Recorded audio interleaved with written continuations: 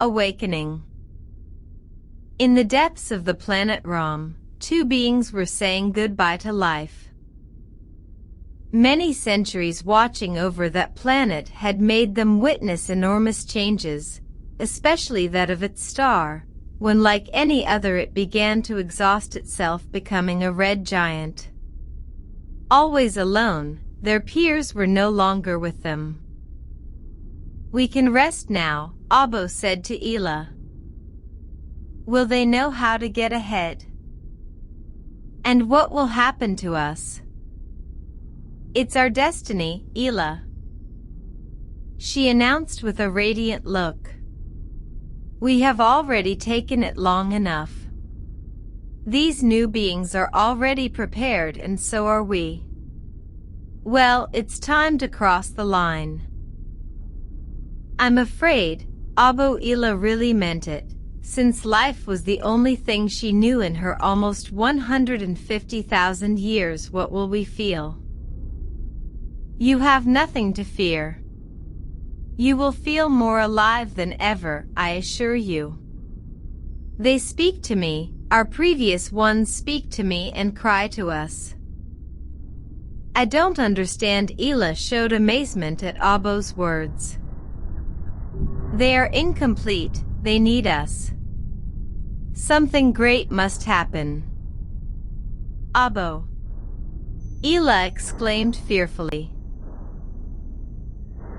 He held out his hand, smiled at her, and together, closing their eyes, they simply crossed to another plane. Her mission had just begun. The blackness again gave way to another pale and reddish day in Rom, due to its red giant star Tut. But this one would not be like the others. Someone would wake up with a singular unease. "Damn, my head explodes," Jake said, squeezing and rubbing his temples. There is nothing better to clarify ideas than a good silken coffee star. Jake thought that perhaps this one would put the head in the place of him again, since thousands of images of formulas and genetic codes were crowding him, and he could not calm down, but they returned with more intensity if possible, causing him to decide to get dressed and leave his cabin in a hurry to then go down the stairs with great strides. At one point he was in the laboratory of the research center, where Jake, a specialist in advanced genetics, regularly worked. This time he couldn't believe what was happening to him. As soon as he closed his eyes, everything that seemed impossible in previous days was resolved favorably. He got down to work. By the 4 planets. He was exalted suddenly, removing papers and looking over and over again through the microscope. "I've done it. It can't be, I've done it." Jake had found not only the complete sequence of human DNA, but also the possibility of using it as a medicine. Jake could then rest from the crazy dance of images that tormented his head. He only has the memory of the strange dream of that night. Or was it not a dream? The truth is that he opened a jury, that he had the sensation of leaving his body, and that a majestic being was teaching him all those formulas, explaining everything related to DNA. Then, with another unpleasant sensation, he noticed how he entered his body again, and no longer reconciled sleep. Jake ended up understanding that it had been reality, and that being had somehow given her his secret. He returned to his room 2 floors up. Jake was 27 years old and already stood out among the others in genetics, but with this discovery he had gone too far. He would enter as one of the greatest scientists in RAM history. Now if he would enjoy that coffee with peace of mind, by the way, surely he could afford to change coffee makers. What a mess, he said to himself. Regards. Beep, beep sounded the device that Jake had installed in his forearm. It was a DNA cloner created by Dalla centuries ago, and that allowed Jake's medicine to be made available to everyone. Beep, the device or cloner let out another noise, and Jake imprisoned it with her hand, as if wanting to omit that sound that reminded him of the 3,000 years of her existence. Jake went to the food cloner and made himself a coffee from the now invariable realm of silk. He immediately remembered his old coffee pot, visualizing fleeting images of everything he had experienced. He therefore recalled the great discovery of medicine, which not only cured terminal diseases, but, with a periodic dose, this was a secret, restored any deficiency that occurred throughout the cellular organism, stopping the passage of time for the subject. The vaccine was not available to everyone, so it was only used for terminal illnesses. He created this, in a fairly balanced society, a new component of destabilization, since only top leaders and individuals with high purchasing power benefited 100%, administering periodic doses. It was a hidden secret to avoid discontent, but time passed, and it was noted how old age did not affect some. The discontent was noted, causing tensions that led the leaders to create funds to be able to administer said vaccine at least once a year, with which things calmed down, but undoubtedly others worsened. Jake took another sip of his coffee, and another memory of the past, this time more personal, came to mind. This is magnificent, Dalla. How does it work? Jake asked. Dalla was extremely delighted to see that his discovery caught the attention of one of the greatest scientists, none other than the father of medicine for immortality. It is very simple. Dalla's eyes were opened in the explanation of him. The machine analyzes the introduced DNA, identifies its sequence, and reproduces it without limits. From here, thanks to sensors that analyze the state of deficiency of the subject, the configuration of the appropriate formula is determined and injected into the subject automatically. Bravo, bravo! Jake exclaimed, you have created a DNA cloner. You will come with me, you have to make it known. Jake remembered this moment with pleasure, because it was when he met Dalla. From that day they were always in contact. Suddenly other images intervened and focused on the date on which the implantation of this ingenuity was agreed to for people over 30 years of age. This, undoubtedly, in a society in need of a job to survive, became tedious as a punishment, so not everyone endured so much longevity, and disconnected the cloner.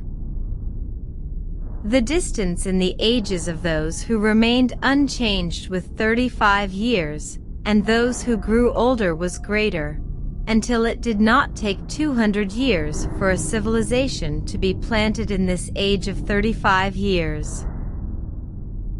The passage of time undoubtedly marked all the inhabitants of Rome psychologically, and there was a growing fear of death, which they only knew in serious and sideways accidents, for which it became the most forbidden taboo subject in all the history.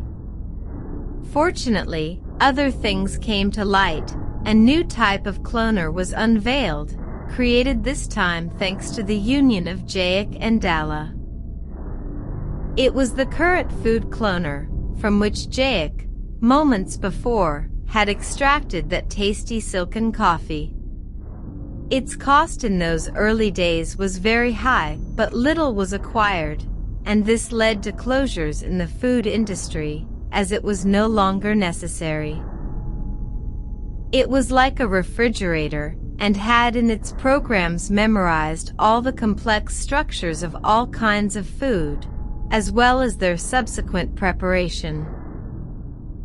Its internal functioning was already known and used. Sunlight was used in the DNA cloner, and by means of filters and stages a base broth was produced from which the raw material was extracted for the subsequent desired chemical transfiguration. To put the different structures into memory, it was done in 3 phases. First, he was allowed to analyze raw food with the correct amounts for a person, later, a specific brewing program, and the last phase, another finishing and testing program. Once this was done, it only remained to store it in memory and to another plate. This implied a social adaptation, which occurred in a very radical way. Thousands of jobs were not necessary and were voluntarily abandoned, resulting in deficiencies in all services that caused the closure of businesses and companies. There was real social deterioration. Everything paralyzed: transport, banks, shops, etc. Jake understood now that all this had to be necessary for the great subsequent change, another social mold that looked to other goals. And so it was, because the helplessness was so great and devastating that there was a total union to solve the problem. The reality that was lived was that the wealthiest no longer subsisted, but the one who had managed to acquire one of these machines, so the solution was obvious: everyone should have one, but in what way? Since everything was unimportant, since money did not move anything, all efforts were focused on creating a production chain in all parts of the planet of said mill, having as daily sustenance payment, and as final prize the same machine as there was manufactured. It seems incredible how a global performance makes the apparent chaos dissipate like nothing, since it only took 5 years, when almost 50 had been suffering all kinds of penalties, to get each Ramnian inhabitant to own one. After this stage, everything went smoothly, because having learned the lesson, and no longer needing work, the same research center, where Jake had studied, promoted the interest that free time be used for the creation of new inventions, and from there came many of those that are currently enjoyed. Jake shook his head, shaking off the past memories, and having finished his coffee, he returned the container to the food cloner. This would be in charge of cleaning it for later use. Silken coffee, like everything else, was no more. Many things were left behind in time, like children. Births had to be prohibited because when mortality stopped, society remained immovable in time, without aging, and the same faces year after year, undoubtedly created a problem of coexistence, so a voluntary system was created that every 100 years allowed to the inhabitants a change of house, a new life, how to start over. Jake had no need for such changes. He hardly ever left his home, which, like the rest, had been another great social achievement. They were simple pyramids of 40 square meters of base that levitated 5 meters from the ground thanks to the graviter. Without a doubt, this device solved real problems, since it was used almost for all personal and vehicle movements. They were also integrated into any element of the house, adapting as a bed, sofa, chair, and even a desk. A beam of laser light was in charge of shaping these, let's say, furniture.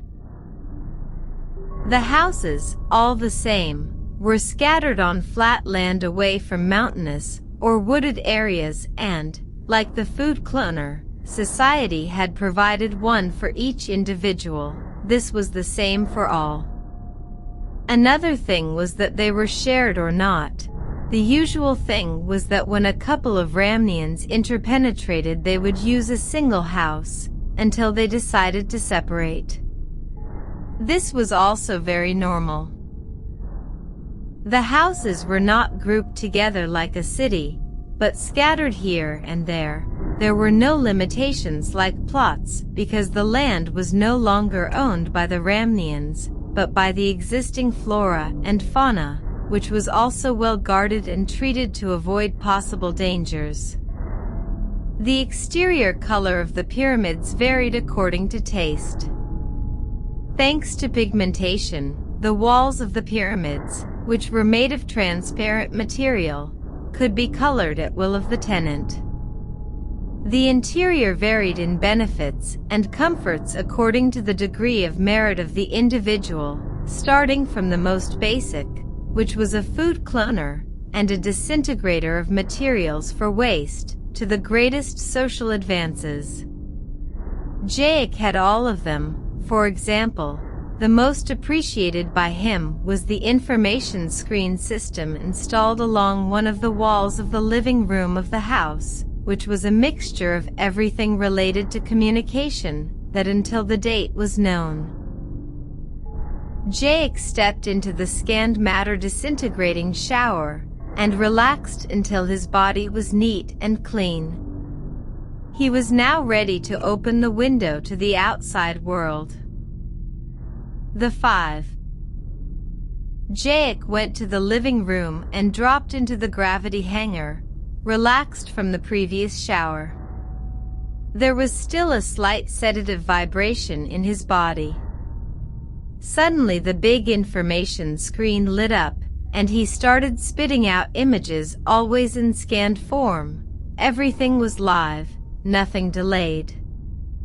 Thousands of people who had achieved certain social merit were connected to it, a system by which it was possible to access the acquisition of goods. All images were broadcast by each user and appeared one after another. Jaic prepared to stop one with the movement of his hand, which he directed towards a keyboard that the three-dimensional screen made available to him, and made one of his fingers coincide with one of the command sections. The living room was therefore an outdoor terrace, which could be visited by anyone. Jaic set about using a gravity-controlled flight simulator, now showing on the screen, perfect for letting some much-needed adrenaline escape. Jaic couldn't believe his eyes. There was always the odd novelty introduced by a user in recreational games, but he undoubtedly knew who it belonged to. It had been prepared by Trier, and it was to be appreciated, since it was the designer of the information screen himself. Having abolished any type of payment for the services rendered, the system of the accumulation of merits were those that rewarded with the desired whims. Jaic, with great expectation, was already immersed in the aerial images that led him to old buildings of palaces and monuments from centuries ago. All these were real images of the present day, what still remained standing of the most significant kingdoms of the planet. A great collective effort was made to preserve these constructions from the passage of time, devising force fields that would envelop them and preserve them forever from erosion and other external agents. The only limit would be the one imposed by the planet itself and its giant star Tut.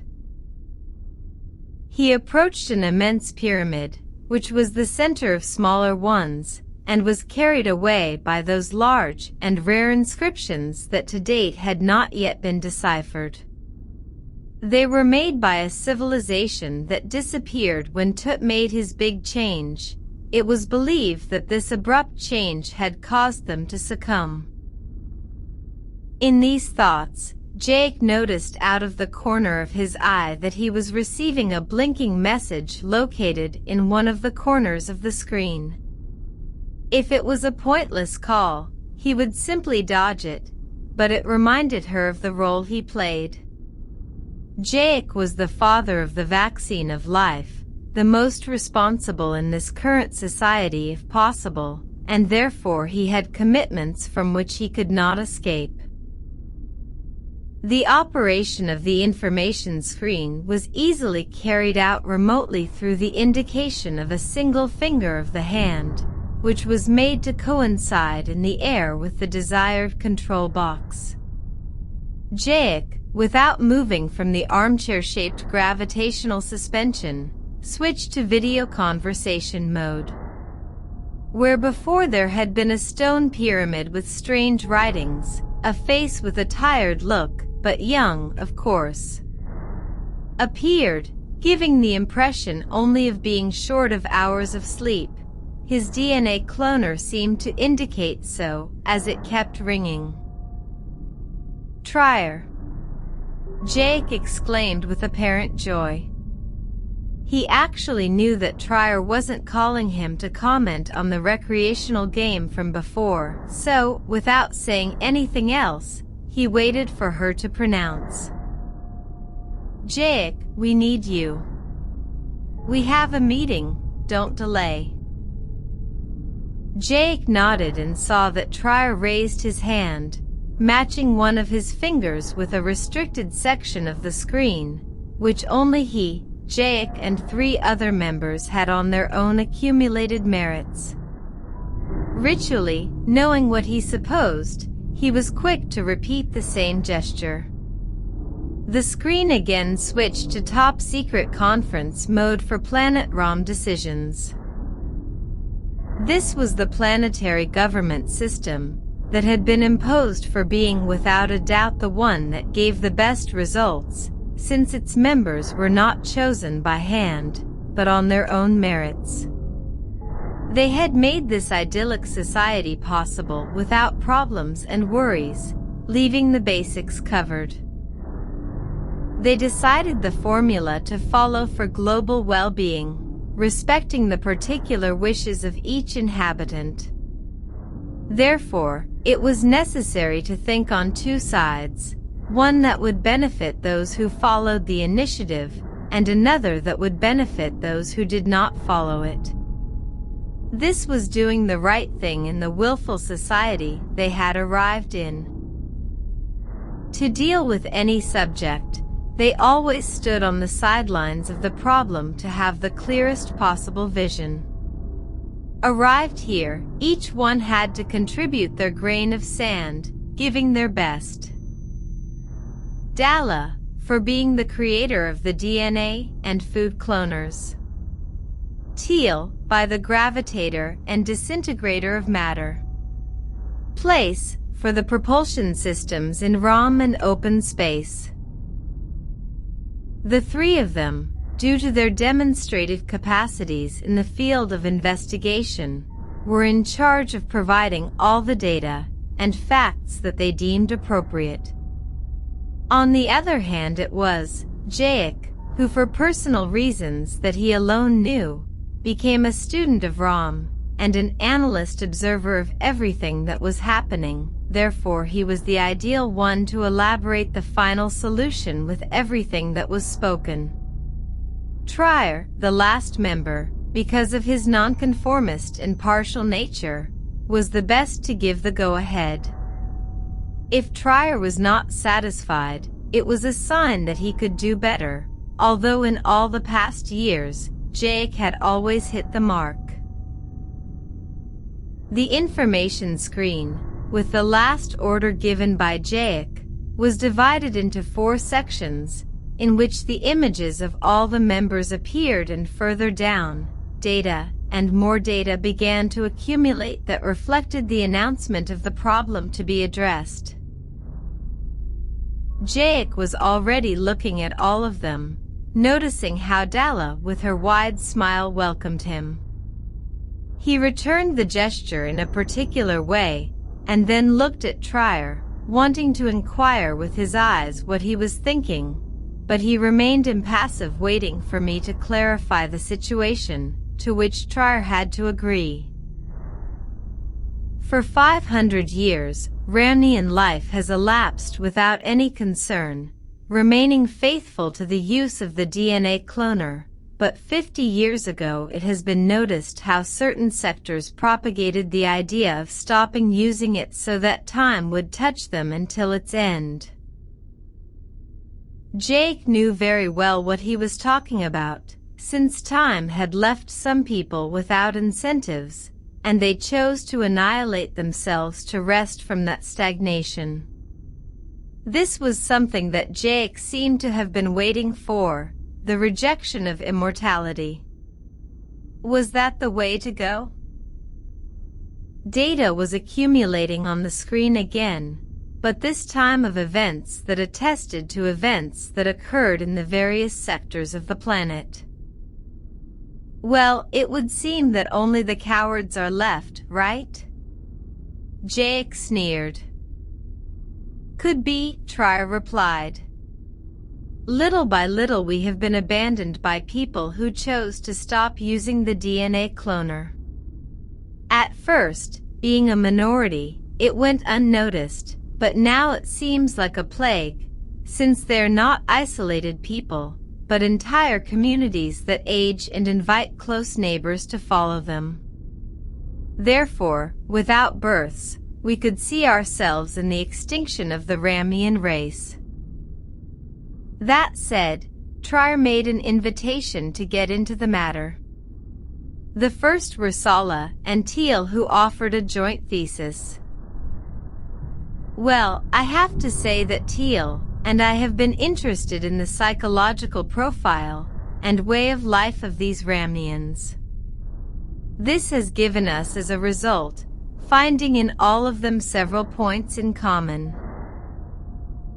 They are Ramnians very anchored in ancient spiritualist beliefs, living all these centuries with the singular hope that a superior being would take them to no one knows where. Well, I have to comment that in those remote times it was said that the chosen ones, and now I expose the words, textual texts of certain books, which many of them preserve, and did not hesitate to teach us, they would be led to heaven. An expression used not as the literal meaning it has, but as alluding to a truly fantastic place where rudeness, hardships, and diseases did not exist, and the chosen would be freed from Ramnian gravity, thanks to the help of large bird wings, a way of looking at things in a technologically backward age, in which the constitutional achievements of animals were the most sublime.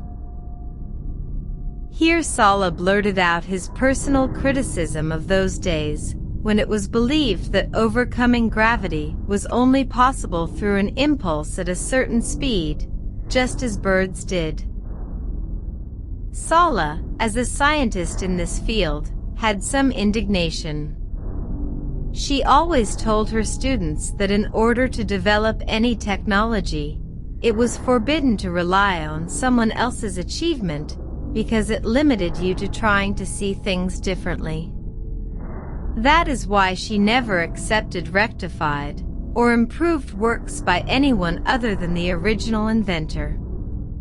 He also used to say that this was the cause of the stagnation of the first technological beginnings, since they did not bother to overcome their problems with their own technology, but based on the achievements of nature. They copied and perfected them to the maximum degree, but at the same time. Ultimately, that was what they had, a copy of what already existed in nature.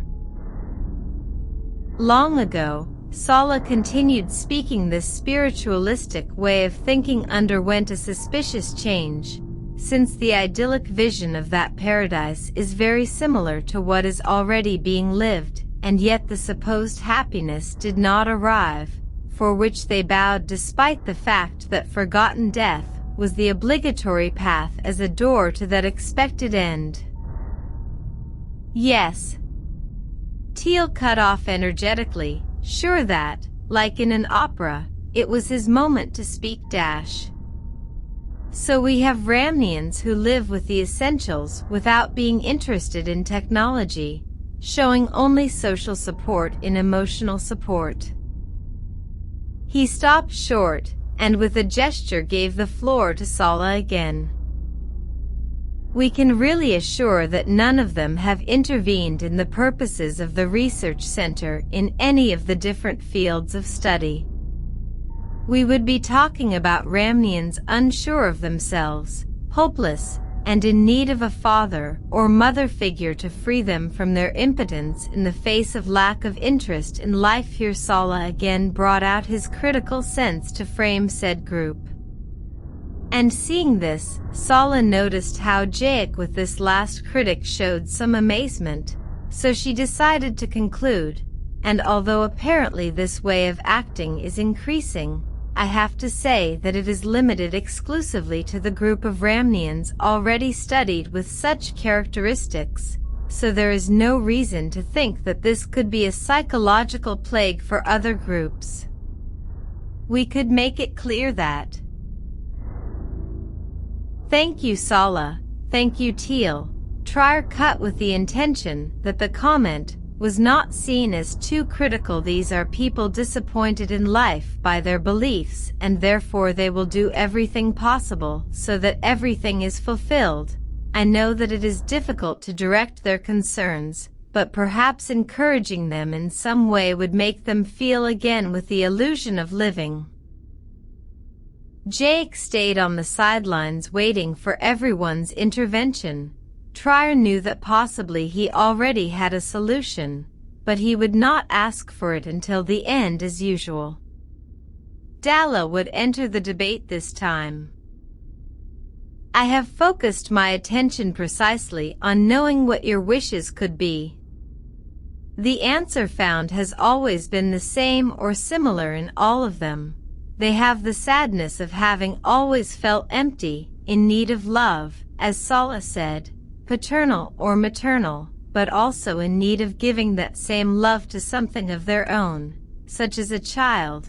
Therefore that would be their desire. Having already made the decision to die, they would want their descendants to continue for them. That would be the greatest thing for them. Dalla, when she said this, felt a strong chill throughout her body, making her understand that this was also partly her hidden truth. Having a child, although not with the prize of death, since she did not share the belief of that later existence. Jaic looked at Dalla, and let her see that he had hit the mark. Trier, observing Jaic's gesture, hastened to say, "A life for another? As a solution it is not bad, but little studied. It could be improved." Now Trier addressed Jaic with his words. It should not be forgotten that this could mean that once the purpose of being parents was achieved, they decided not to continue with their main idea of interrupting their lives, thereby causing discontent in other Ramnians for wanting to be parents as well, but without the need to die. Dalla stared at Trier thinking that he had guessed his thoughts, and then blushed when she was surprised by Jaic. Said crossing of glances only lasted microns of a second, but it did not seem like that to Dalla, but at times it seemed to enter a trance of difficult exit, but miraculously came out, checking that. Trier continued in his comment. Our current society is governed by voluntary actions without impositions of any kind, so we could do nothing if necessary. On the other hand, we have been without any change for millennia, and our inhabitants are already accustomed to a quiet life, which a new being could hardly accept, and this could represent a serious problem that could lead to conflict situations, say, among Ramnians of thousands of years and others who would like to impose their own ideas from their young years that would be very different, sure. Jaic? Now yes, Trier needed to involve the last member of the five, because he knew that he and no other would have the answer. Jake nodded, and closing his eyes for a few seconds, he opened them facing everyone. Millennia ago I put the brakes on death, and even now I wonder if I made a mistake. The mysterious death was defeated, but what was it? The end? A break, waiting for a new birth?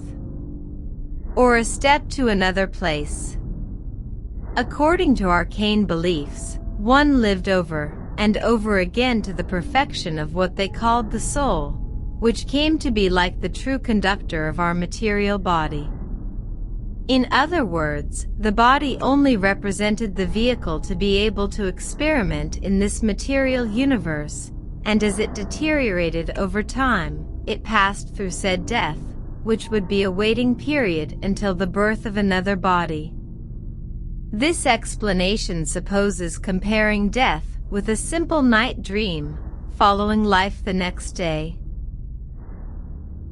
If the mission of said soul was perfection through experimenting in this material universe, death represents a delay in that process, since it only gave the body a useful life of experimentation of just under 100 years, also occurring in that transit the forgetting of the previous life, which would be like always forgetting the previous course when starting a new one, that is, starting from scratch, with better foundations. That yes, but the evolutionary process was very slow. And I wonder, when could it be said that the soul reaches the point of perfection? Surely without fear of being wrong, it would be when the soul achieved that such experimentation gave perfect results. By breaking with the tedious process of death, we have accelerated that learning, taking 1,000 years with this perfection. We would only have the last step that I do not know at the moment. But if globality is the one that leads all beings to the right thing, what happened to all those who died millennia ago? When we closed the birth process, are they still waiting? Have we denied them their point of perfection? I think we have been selfish by stopping the birth rate. We know that, but to what extent is it going to affect us? If we have been wrong according to the universal laws of globality, we will go to hell sooner or later. But, on the other hand, is this way of thinking the correct one? However, other beliefs see it from another aspect, believing that after death the degree of positive and negative of the individual is evaluated, going to swell the ranks of one side or another, and then at the end of time to carry out a cruel battle, whose objective was the control of the universe. Trier heard him, and he really felt bad. The anguish he had was already becoming unbearable. How could Jake think that the disease of death had any purpose? Trier did not consider it that way, because for him those beliefs were the origin of backward and uneducated thoughts, and Jake should not take them into account. Therefore, seeing that there was a pause in his speech, he decided to cut him off. Jake, having cut off with death, has made us technologically great for not being limited by the dreaded thought that death, whatever we did, was going to be our end. Thus, the conservation of our environment has been our main goal, along with the relationships between all the inhabitants of Rom that are unbeatable, and I repeat that this is thanks to having avoided that great slab that was death, provoking selfishness, anxieties, and disregard for others. I think you have not raised this way of thinking yet. Jake looked at him with a half-smile expression, and continued. Certainly, and you already have, for which I will expose the two positions that are now being raised. Which one is correct?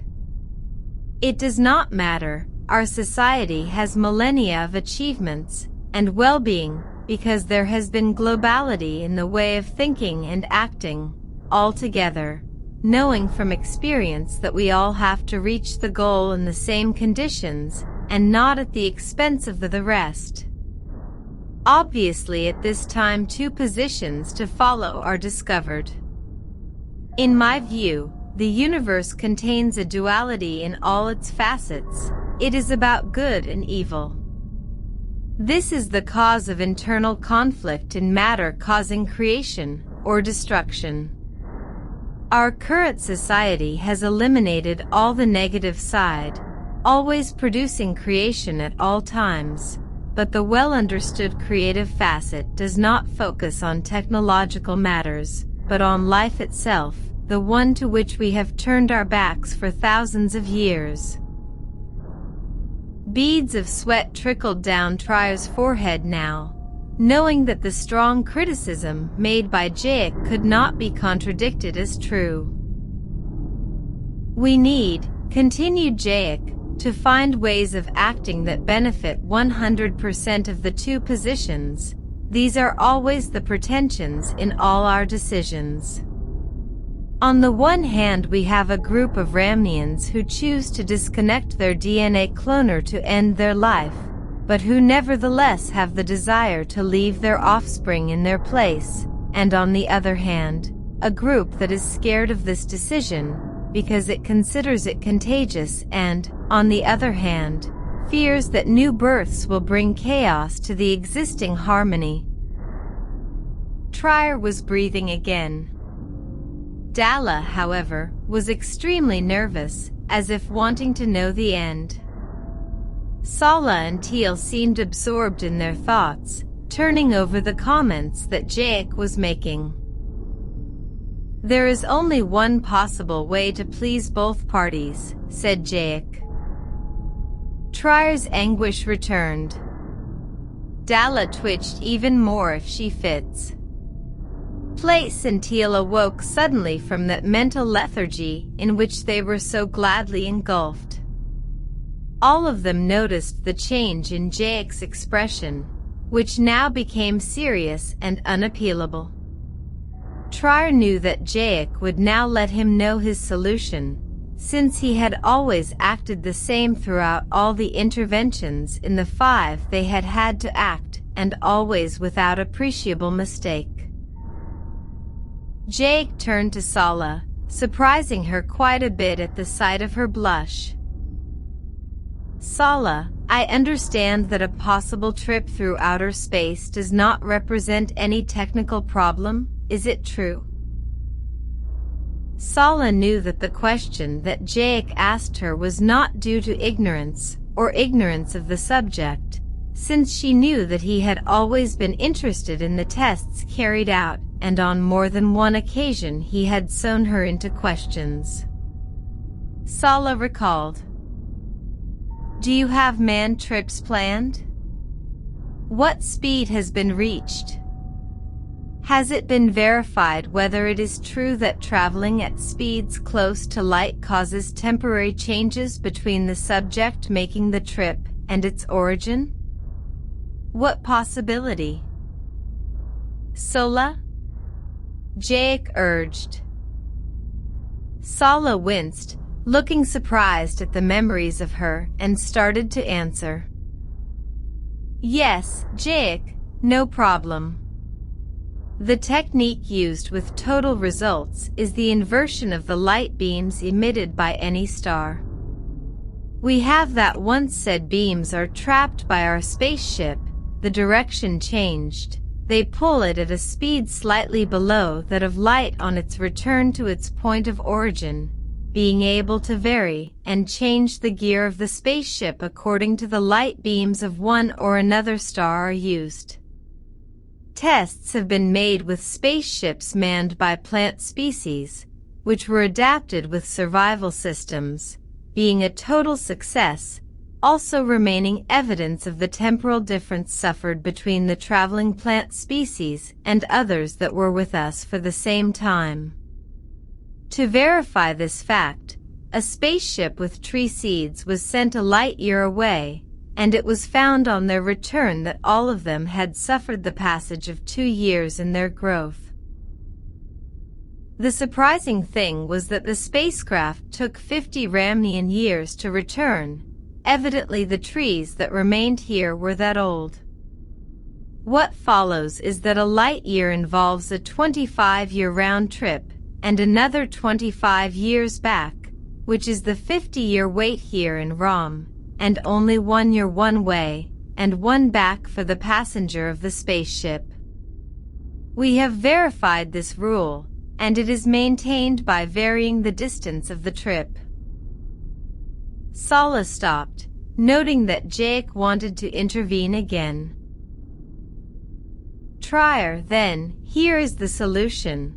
Those who want the procreation of our species, and then decide, and I say decide, because it will be at their discretion the decision to interrupt their life, they will embark on a spaceship with destiny. We will decide. And on the other hand, those who want the tranquility now existing will stay here in Rom. I make it clear at this moment, and my decision is long after this meeting. I will head this expedition. Jake fixed her gaze on Dalla at that moment. Trier, realizing that this was the solution to the problem, and no other, nodded. Dalla was captivated by the look that Jake gave her and, staring at him, declared that she was also aiming for the Odyssey. Although it was clear to her that it was a somewhat hasty decision, Sala along with Teal felt quite comfortable with the solution given. The decision-making group of the 5 would now dissolve, waiting to give shape to the new project that would undoubtedly take some time, but it was already taking a toll on Trier, leaving him with a saddened face. The screens returned to their particular visual mode, and Jake was once again immersed in those images of beautiful three-dimensional structures, but his mind was clearly anchored elsewhere. Dalla was truly disturbing to him. It would seem that she was different, but she did not want to know more, being again absorbed. The Odyssey. Out of the corner of his right eye, Jake noticed how the weak light of Tut entered his retina, awakening him, and the image he discovered was that of a smooth and perfect horizon. He got up a little to get a view from a higher point and discovered that it was Dalla, who was also looking at him with a smiling face. "Good morning, Jake. Did you sleep well?" Jake could not focus his vision, and Dalla's voice still sounded far away. Unable to avoid it, he collapsed, hiding again the clarity of Tut. He closed his eyes, and his mind was lost again, but this time with a slight awareness, in which he began to remember the moment in which he and Dalla joined their lives by becoming a couple. But the memory did not last long, because a strong shaking him brought back to the new day, the great day expected. "But, Jake, how dare you?" Dalla told him in an affectionate tone. "You've been getting up on time like an arrow for 3 years to go to the research center, and today, precisely the day of departure, you seem defeated." Jake squirmed lazily. "Well, I'm not going to let you. Today I am more nervous and scared than ever." And climbing on the back of her shook him again. Yes, okay, you win," Jake implored. "Sure?" Dalla was already loosening her tackle, restoring her freedom. "I think so." That said, he got up awkwardly. "I'll have to catch up with today, but calmly. I must avoid unnecessary nervousness." Jake knew that all the weight of this odyssey was in charge of her, and self-control was something that did not involve any effort. He did a few stretches and headed to the scanned blaster room for his neat grooming. She turned it on and immediately began to feel the vibration all over her body. Dalla, shortly, jumped out of the suspender as a couch and headed for the food cloner. There she chose to have wholemeal toast for breakfast and ruminant milk to drink. The cloner took very little time to prepare what was requested. Her cell activators worked incessantly, and after 5 minutes Dalla collected the order by placing it on the dispenser as a table, and returned to the cloner, but this time to order a Silcano coffee for Jake. This done, he also went to the scan blaster. Jake was now looking better. "My turn?" said Dalla. "Your coffee is being prepared. I'll be there right away." And she got into the cabin. "Have you prepared?" Jake was left with the question halfway, since he saw that Dalla's breakfast was already in the suspender, and smiling to himself, he stood guard next to the cloner waiting for your coffee was ready. Today she needed him. Before long, the two of them were having breakfast, enjoying the views that Rom afforded them. "Jake, I'm scared. Today we will leave Rom into the unknown. Why hasn't Sala told us yet the destination, or the duration of it?" "Well, the time I do know.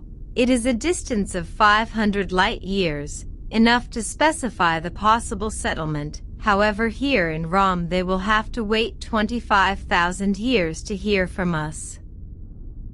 "How is that? Explain it to me," Dalla asked. "Each light year represents 25 years of waiting here in Rom. Therefore the 500 of our journey plus the 500 of the return of the information probe that we send to you once there represent 1,000 light years. So 1,000 times 25 are the 25,000 years of waiting. But that is not all. It is expected that from here, they will send us the information probe again with their opinion of everything discovered. Therefore this will represent for us to wait those 25,000 years to receive the answer. Once this part is finished, the two of us will return to Rom, considering the first transport is settled." Conclusion. Jake continued with the dense explanation. "We will make a round trip of about 26,000 years, while here in Rom the wait will be 50,000 years. Jake stared at her, seeing her perplexity, and said, "I thank you for being with me on this adventure. I know you have never been very clear about it."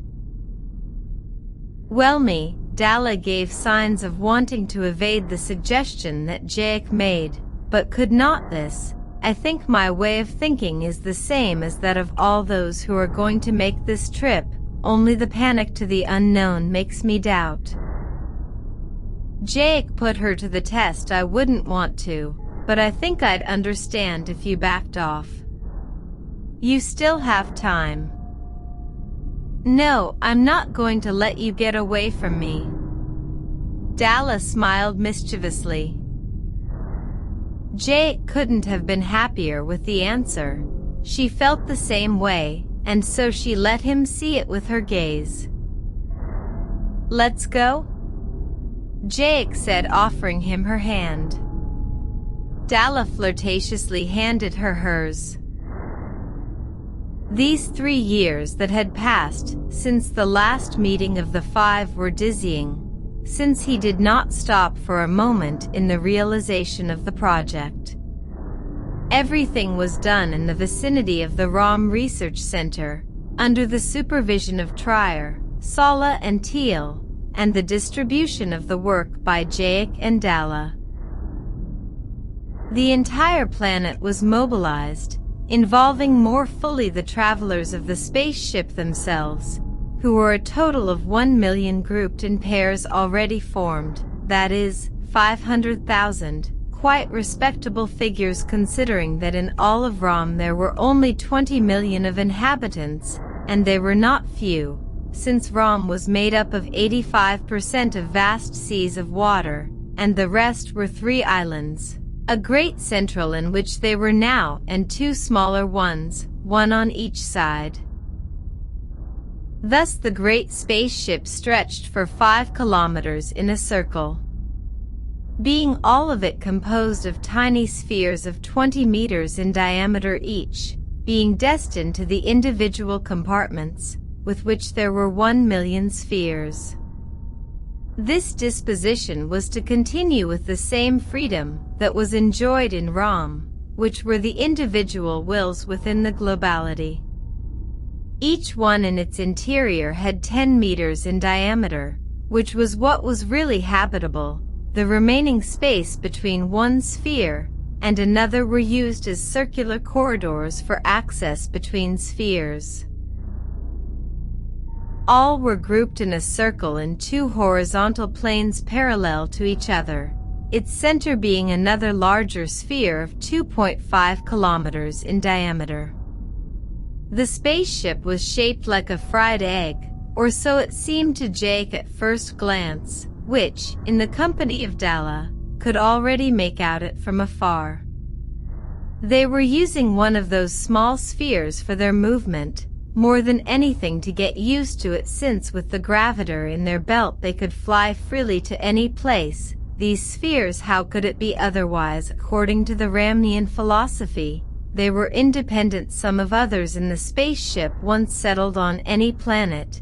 It was not like that outside of it, where they all had to travel packed together to the central sphere, which was made up of 3 smaller spheres inside. The largest was located in the lower part and was 2 kilometers in diameter. It was intended as a meeting and leisure room for all travelers. This in turn had 5 more arranged one inside the other, in which thousands of informative screens were distributed that would be in charge of keeping the travelers distracted. The other 2 remaining in the interior of the central sphere were 500 meters in diameter, and were the possessors of a tractor of stellar beams each. They were therefore the command spheres of the spaceship. The small sphere that Jake and Dalla used had a ring around it that was the stabilizer in the gravity control in flight, but it was already disappearing, entering her interior, because they had reached their destination. The small sphere maneuvered to position itself in the space vacated by it the day before, this place, attached to the central sphere. The spaceship in the plane where it was, levitated 100 meters from the ground, and all its construction was carried out in that controlled gravity. It was quite a spectacle to see the workers in previous days swarming all over it. Now, the maneuver of the small sphere concluded, being fitted by 4 spheres in the same plane, 1 more on the lower plane, and the large central sphere on the rest. With the timely order from the command sphere, the small sphere was completely communicated by the common points to the other spheres.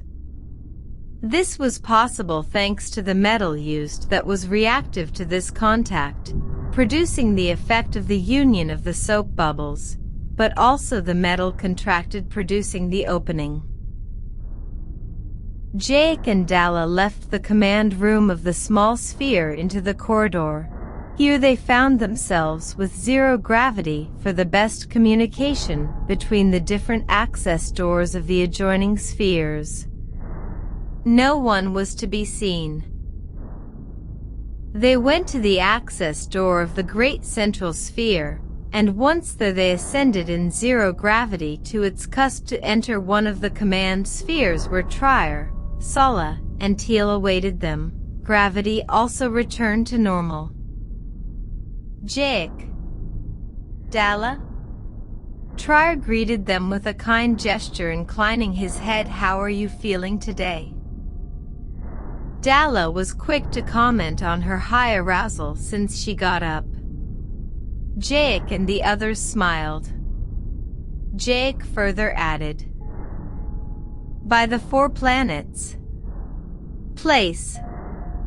He addressed her with a desperate pleading tone. Are you waiting for us to leave to communicate our destiny? Jake, with the question of him, put a funny touch to relieve tensions, knowing in advance that he would not do it in life. This was the only thing Sala kept secret about the project.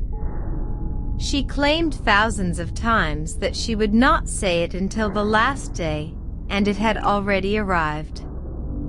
It was clear that by now Trier and Teal were already aware. No, Jake. Make yourself comfortable. Sala gestured for the four of them to sit on several jockstraps that now appeared, lit up in the shape of sofas by the grace of laser beams. Place, getting comfortable, also began the explanation. Well, I think you are going to be amazed.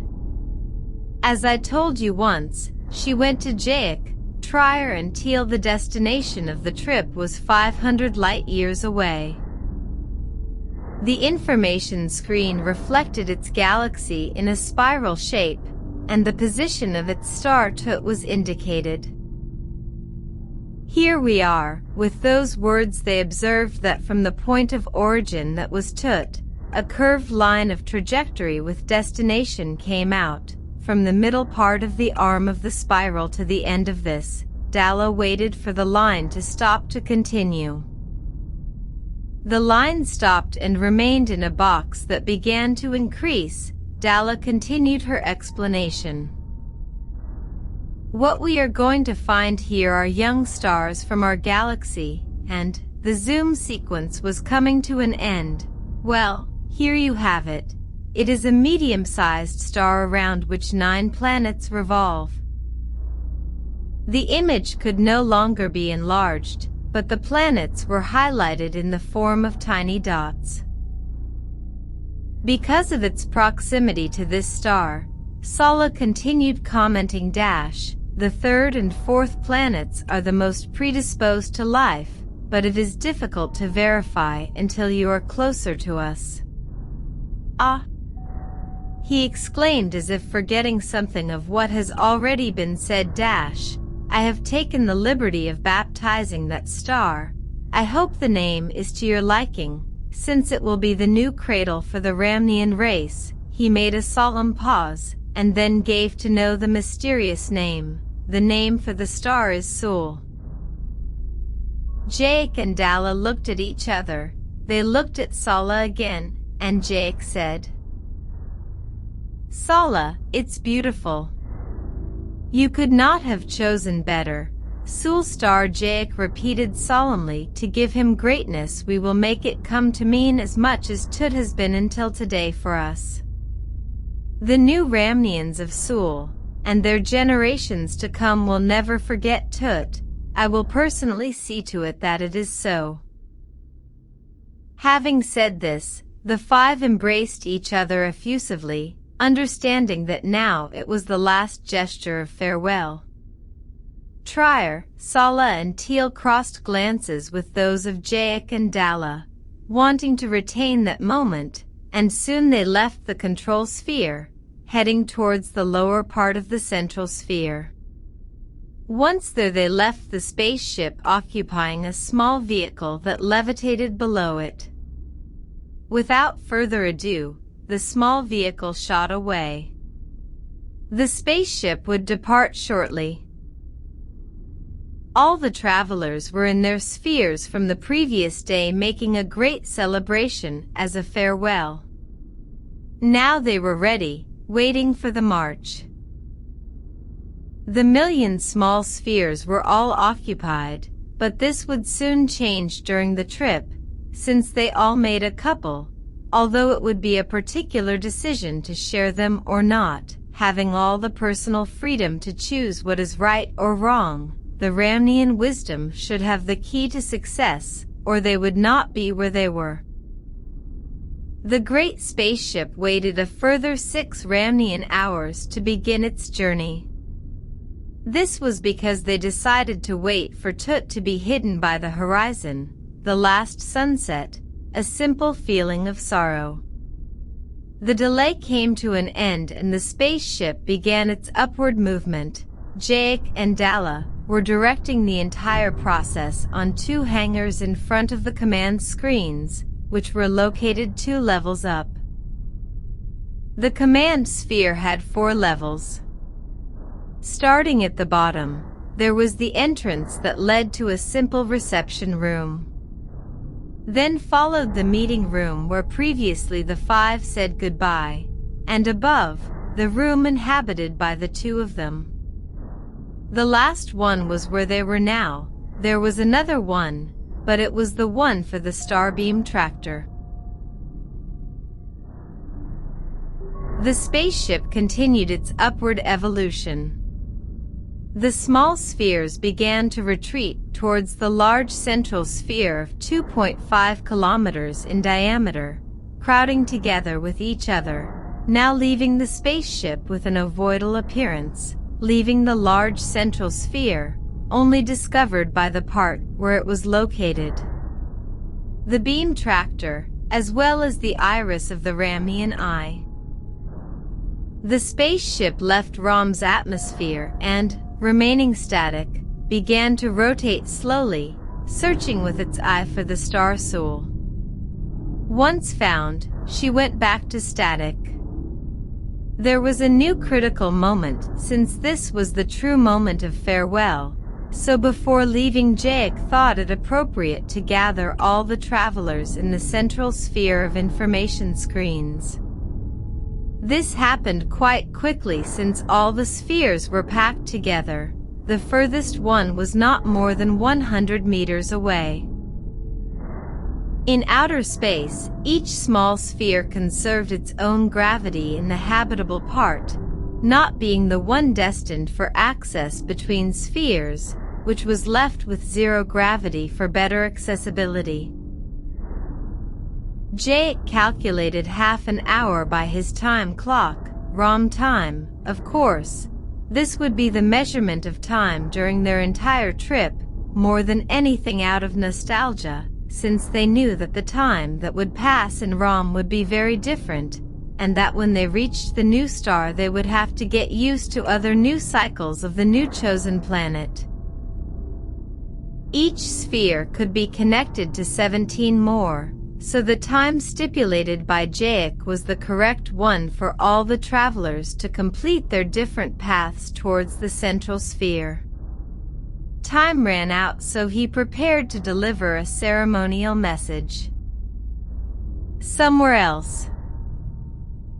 Jake, you have me uneasy, said Dalla. You have always avoided the question of why you felt the need for this odyssey to take place. What secrets you still hide that you cannot reveal to me? I have always been honest with you. What do you expect to happen? Maybe I'm waiting for a ghost, Jake half joked. I think my truth would disappoint you, but I think you deserve to know it, since at the end of the day, when the time comes, like me, you will have to face the same fate. All that I have been, Jake began to delve into his past, was thanks to something unreal that happened to me in a dream 3,000 years ago, and that is precisely what I am after, for that dream to finally come true. Dalla didn't understand, so she asked Jake to clarify it. Jake continued. I didn't discover the DNA vaccine. Jake looked down in shame. It happened one night. I woke up noticing as if I was leaving my physical body. It seemed as if that body no longer belonged to me. It was very strange, because what I felt was surprising, because I sensed that this state was the origin of my being, and the one that really I belonged, making me feel more alive than ever, perceiving things hitherto never felt, noticing myself as an integral part of the universe. I mean by that, it was as if the universe and I were the same thing, all its secrets being within my reach. Rather, it was that there were no such secrets. Well, in that state I was taken, without my appreciation, to a place where I found myself in the presence of a strange being of noble appearance, small-eyed, hairy on his head and lower part of his face, light-skinned. His gaze was tender towards me, and he gave off an internal luminosity that made me feel a great inner peace. This being spoke to me with these words: "My name is Abo, and I have brought you here to share in the secret that my race has been keeping for thousands of years. Now, understanding our destiny, I have decided that it must be bequeathed to the next race, that is, yours. I have chosen you for the relief, as I once was, although I had totally erased it from my memory. This will suppose you a tremendous sacrifice, because you will carry on your shoulders the feeling of guilt of seeing how your world enters the greatest social catastrophe that you have known so far. This secret that I give you is an invaluable asset for any living being, but also a double-edged sword, since it is an acceleration of events, which will promote all its negative characteristics in your race, causing chaos. It has to be that way, because at this point, you will begin to understand that you will not go anywhere without global thinking. This, without a doubt, is what will open all the doors to the maturity of existence. You will be a witness to all these events, and I hope that when the time comes you will glimpse the meaning of life that is common to all beings. At that time, like me, you will know what to do. Be patient, because everything has to come with a maturity in your coexistence, and that can take a long time. Be an observer of your race. Remember that globality is the way, but keep in mind that this value has to be carried inside, never imposed. Now get ready to receive this knowledge." I remember all this as if it had happened today. Jake commented. Jake fell and waited. Dalla, she was perplexed by everything that was said, showing that she had a hard time assimilating it. Jake let a few seconds pass and continued with her story. "It made me enter a state of consciousness in which everything related to my own work in the ROM laboratories was revealed to me. They were formulas that would have been impossible to apply without the knowledge that was given to me. It was the key to the discovery, which that same morning came true before my eyes. I created the DNA vaccine, the cause of all our evolution, in such a short space of time. Do you understand now?" Dalla was silent still, without knowing what to say. That being predicted everything that would have to happen, and that the time would come when I would have to take the reins of the destiny of our race. We have 3,000 years of harmony and prosperity thanks to the feeling of globality, but like all the travelers of this spaceship, I have been all these years waiting for a sign, but not divine, but the one that would put me at the head of the future of our race, as that being indicated to me. Jake emulated Abo's voice again. There will come a time when your race understands the meaning of life, and this will be the time for you to guide them and procure their destiny. You, like me, will be in charge of when the time comes to bequeath this wisdom to another race. Jake was now showing concern. I swear to you, Dalla, I still don't know the meaning of life, but when at the meeting of the five the problem was raised that thousands of Ramnians chose to die, I thought that the answer was locked in the mystery of death. What happens to any matter in the entire universe? I feel, however, that I still have some more to tie, but I believe without a doubt that I am on the right track in my deductions, and that when the time comes, everything will be revealed to me. He chose me as his guide, and that is what I will do." Dalla showed a face of pure panic, since what emerged from Jaek's clarification was that the path to follow ended in death itself, with which he felt suddenly in a trap from which it was too late to escape. Without a doubt he would never accept such a thing. Jaek, seeing Dalla's features, understood that panic was taking hold of her, so he hastened to reassure her. "Don't be afraid, that being told me that his entire race had understood his destiny, that it was a wonderful destiny, which we will understand in his due time, and we will assume it with pride of being part of that universal plan." Dalla hugged him and more calmly thought that there was a possibility that that moment would never come. How could one know the meaning of life through death? The spaceship crossed the predetermined path unstoppable, and the years went by, becoming more noticeable in the nervousness of the travelers to know the destination of the trip. There was always a group of couples talking about that topic, but Jaek and Dalla agreed to maintain the suspense, because the uncertainty was good on such a long trip, and also little could be explained from what Sala commented 400 years ago. They would wait to consume the 500 years stipulated for the arrival. On the trip, the most notable thing that was perceived was the accentuation, even more if possible, of the scant musculature of which they were creditors. Their idle customs in Rom for thousands of years was the culprit.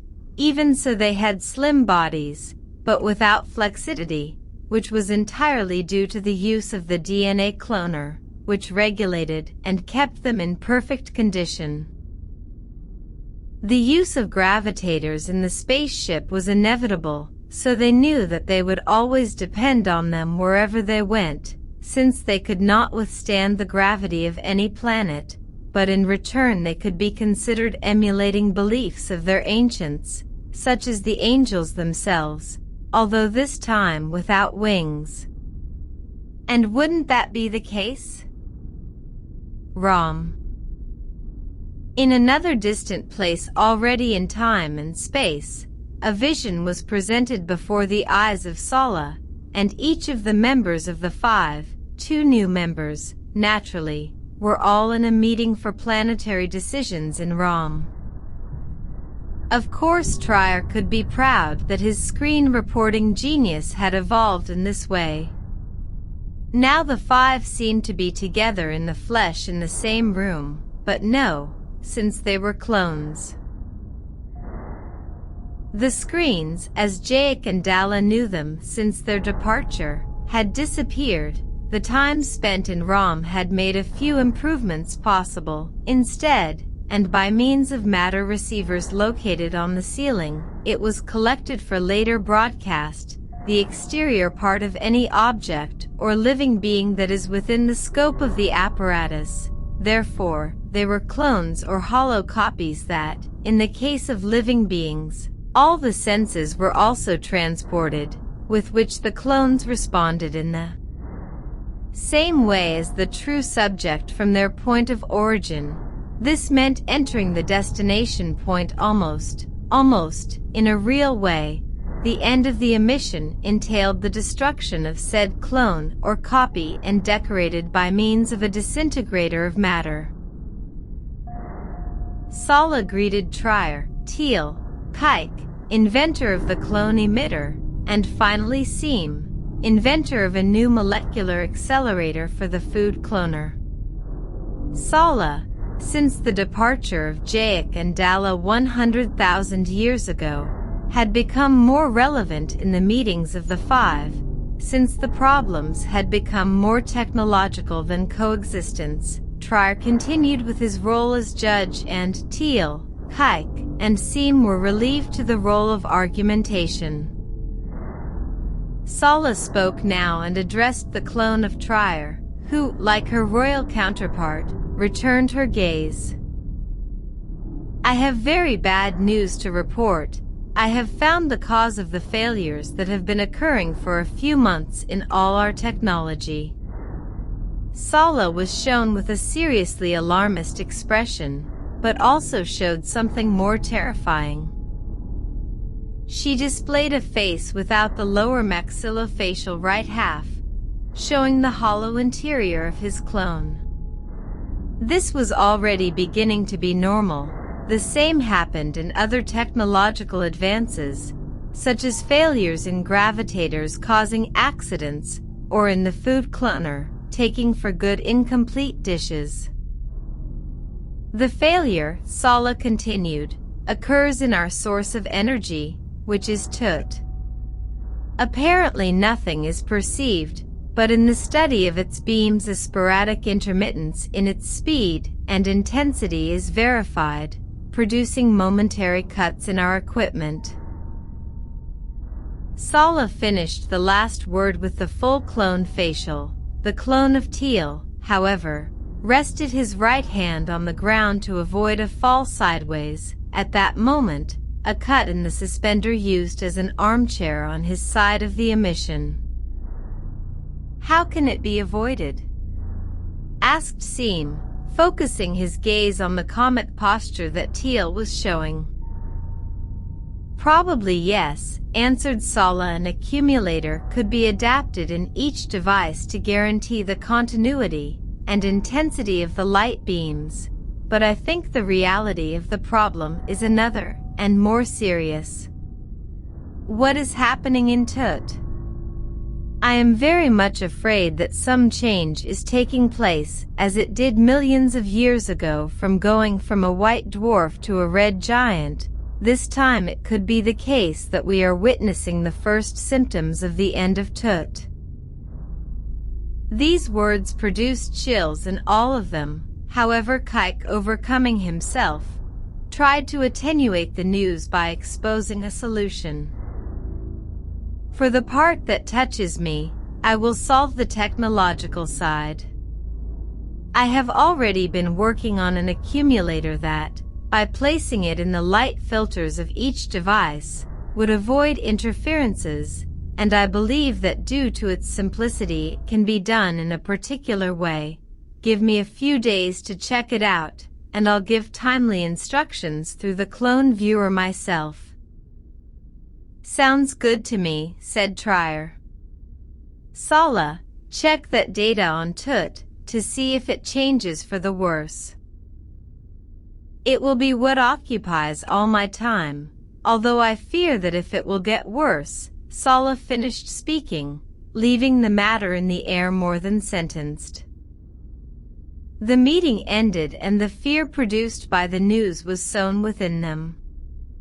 Teal, however, what was going through his head in these moments was an internal anger at feeling betrayed by his own creation, Gravitator, that had left him in a ridiculous position in the middle of a meeting. The clones disintegrated when the broadcast closed and nothingness replaced the stage again. Spaceship.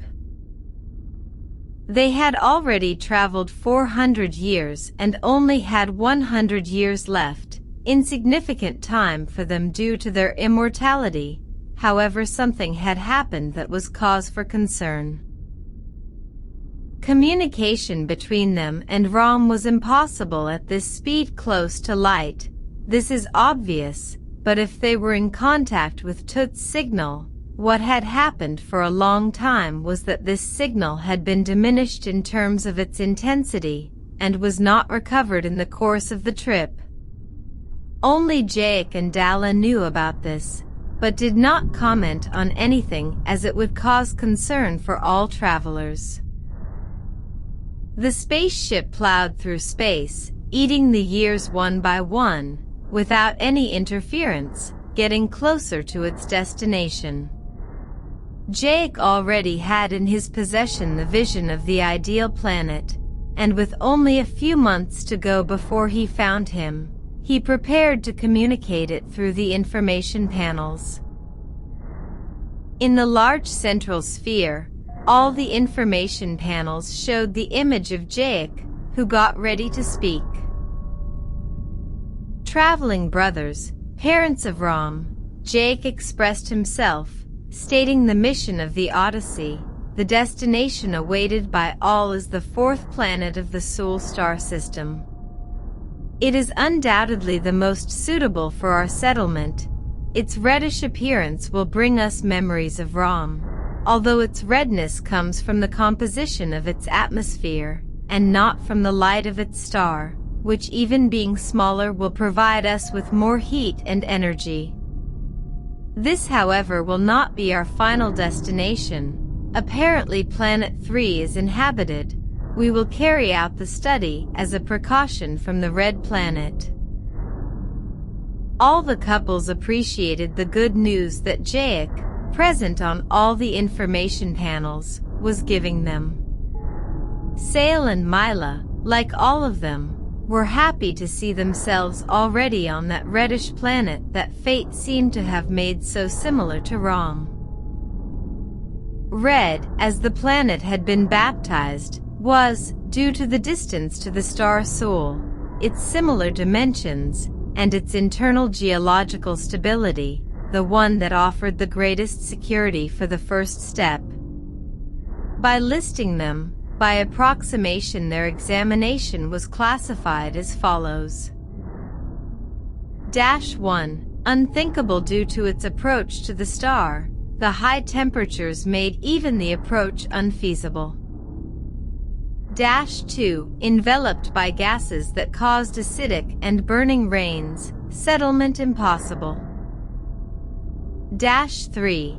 He was the true candidate, but he had been banned for the moment, because intelligent life had been found still in formation.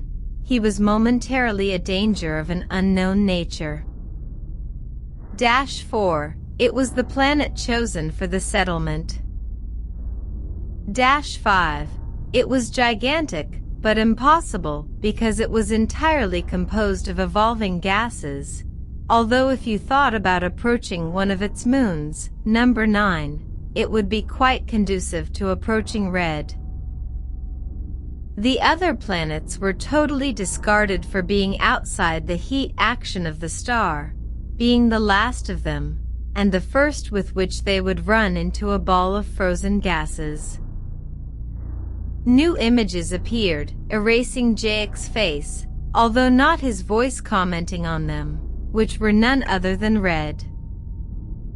Look, traveling brothers, parents of Rom, the plains that you see here will give shelter to our spheres in our settlement process.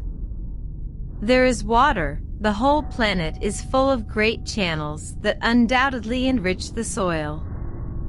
There seems to be no vegetation, but we will bring it up. It will therefore become a new planet tailored to our wishes. That said, the screens returned to their usual tasks, leaving all the couples full of happiness when they found that everything was going to be a success. The truth is that they had never thought otherwise. The desire for this dream was stronger than a possible fear of failure. Red. Dalla was looking at him concerned at the completed results of the soil composition of the red planet. The aridity of the soil was more than worrying. Jaic did not understand how the planet having all the essential elements for life, it was absent, it was not normal, according to the laws of nature. Jaic returned the worried look and said, "In all planets there is always something that is worrisome due to ignorance. In this it seems that the problem will go through having to do some more detailed analysis once we get there. In principle it will not present us any problem for the settlement. When the time comes we will study the possible implantation of plant life. The exit to the outside will be restricted in the meantime, while waiting for results." Dalla calmer, she showed acceptance of him with nods of her head and added, "We have to avoid as much as possible that this is a cause for concern. However, we must share it with the genetic scientists Sale and Mila. Naturally, only they will be in charge of carrying out exits abroad and collecting samples. Jake argued. The spaceship had succeeded, the terrible distance had been overcome, the march had slowed considerably to be able to appreciate the new abode with complete tranquility. The planetary system of the star Sul was within reach, being able to appreciate one with the naked eye. To one their worlds, marveling at each one of them, they all had something special, but in particular one that seemed magical. This planet had a ring around it produced mostly by frozen gases in a single extremely thin layer. It resembled the appearance of the spaceship. This seemed so attractive and impressive that they gave away their sight by staying anchored for several days around it. They also stopped, as had already been said, in the 9th satellite of the gas giant, showing great interest in said planet that was overwhelming, but also in its final destination that was red. It could almost be touched because the distance was negligible for the spaceship. In a new jump, the spaceship was already accommodating itself, forming a satellite around Rojo, so Jake, visible again on the information screens, invited all the couples to occupy their respective spheres to begin the descent. The spaceship, slowly descending through the atmosphere of red, Jake controlled this process in the control sphere by raising his fingers in the air to make them coincide in the appropriate controls. "Go ahead."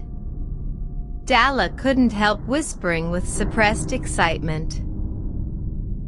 The disintegration of the spaceship took place, and the thousands of spheres were revealing the great central sphere. They disintegrated more and more until they reached horizontality with respect to the surface, seeing that there was red's descent.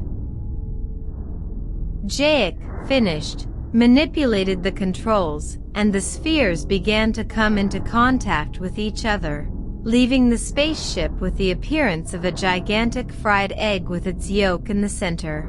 All of it was at a distance of 5 meters from the ground. The great spaceship continued thus perched day after day, without showing any interest towards the planet, or that is what an observer who had been contemplating it from the outside would think. Nothing is further from reality, because in the inside it was all bustle of couples going and coming from one end to another to be able to appreciate the landscape from all possible angles. That is what could be done at the moment. This wait did not matter much after 500 years of travel to some crew members already millennial accustomed to the calm of the passing of time. The expectation was kept alive with the dream in all couples of being parents, and that Jake, as head of command, would give favorable news for the colonization of the planet.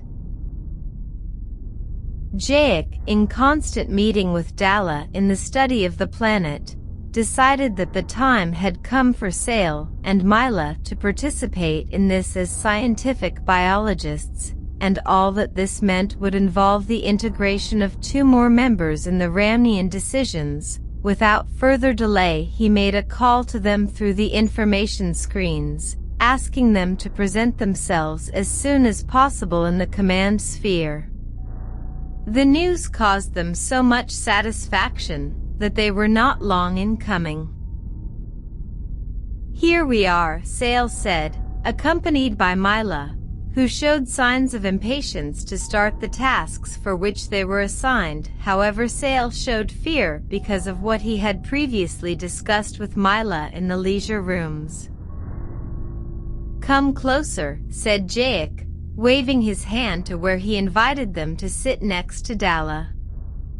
"We have an extremely important task to entrust to you." They occupied 2 gravitators and greeted Dalla happily, and waited to hear what Jake wanted to communicate to them. As a couple destined for the implantation of life on this planet, the time has come to make you part of everything we found in the observation of Rojo. Dalla and I, he said, pointing to his companion, have elaborated some diagrams that will be useful to you in your work. They refer to the composition of the air, soil, and water of this planet. In theory, everything falls within the normal range. The information screen of the command sphere of the spaceship did not stop showing formulas and data of everything that Jake was communicating to them. Sale and Mila, specialized in everything related to genetic biology, immediately realized that something was wrong. As you may have observed, said Jake, there is no apparent reason for the absence of life in Red, so we need you to elaborate a more exhaustive analysis, but for security reasons it is vital to maximize the possible exits of the spaceship. We are prepared, Sale said. One exit will be enough to bring the necessary samples. Mila nodded as the two of them went to prepare everything pertinent. The days passed as always without hurry, until it was time to leave. Again, the imaginary spectator, who would have been observing from a place close to the spaceship, would see with a tiny sphere it would separate from the others going a little further down and levitating 5 meters from the ground, and that's it. Because at the little sphere would return with the others. What a mystery, he would wonder. What they did was very simple. Once they were away from the spaceship, they placed their small sphere in a space of land acceptable for their study, and they left it with 2 gravitators to avoid direct contact with the ground. When they finished collecting the samples, they made the return. With everything collected, they carried out many analyses until they finally found the problem. The composition of the soil showed very high rates of oxidation, and this was everywhere, test after test, so that the vegetable seeds germinated was completely negative. The seed died being infected by that oxidation. They tried small microbes and genetically created creeping bugs, but the results were equally disastrous, since without food from the environment they would die irretrievably. Tests and more tests, years and more years, and the only possible result was the one that had to be accepted by Jake and Dalla. The commitment with the other travelers meant giving them such dire news. Jake did not delay it any longer.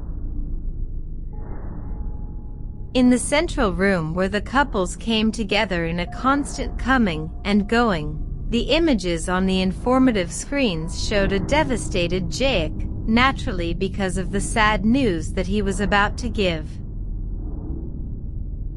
Dear brothers, future parents of the inheritance of our beloved Ram, Jake began to speak with real impudence. The years have passed, and as you know through the information screens, the results on Red have always been negative. Therefore, I close your examination. The possibility of creating life on this planet is totally impossible. On the other hand, the possibility that we can continue here is perfectly possible, thus having the possibility of settling safely and having our children born, while waiting for 3 to be safe for all of us, while we will have to conform without remedy to the limitations in the scenic beauty of the planet that only accepts us because we are perfectly autonomous, with which life within our spheres will be totally necessary. This was very hard for all the couples to digest, as they had fully trusted in being able to fully enjoy this new planet so similar to Ram. Jake and Dalla knew it, so they made a promise of hope for all. Dalla and I, Jake continued in his speech, will leave for Ram to give the results of this trip, with the hope that once there, giving the results of Rojo, we will be given new possibilities for the resurgence of life.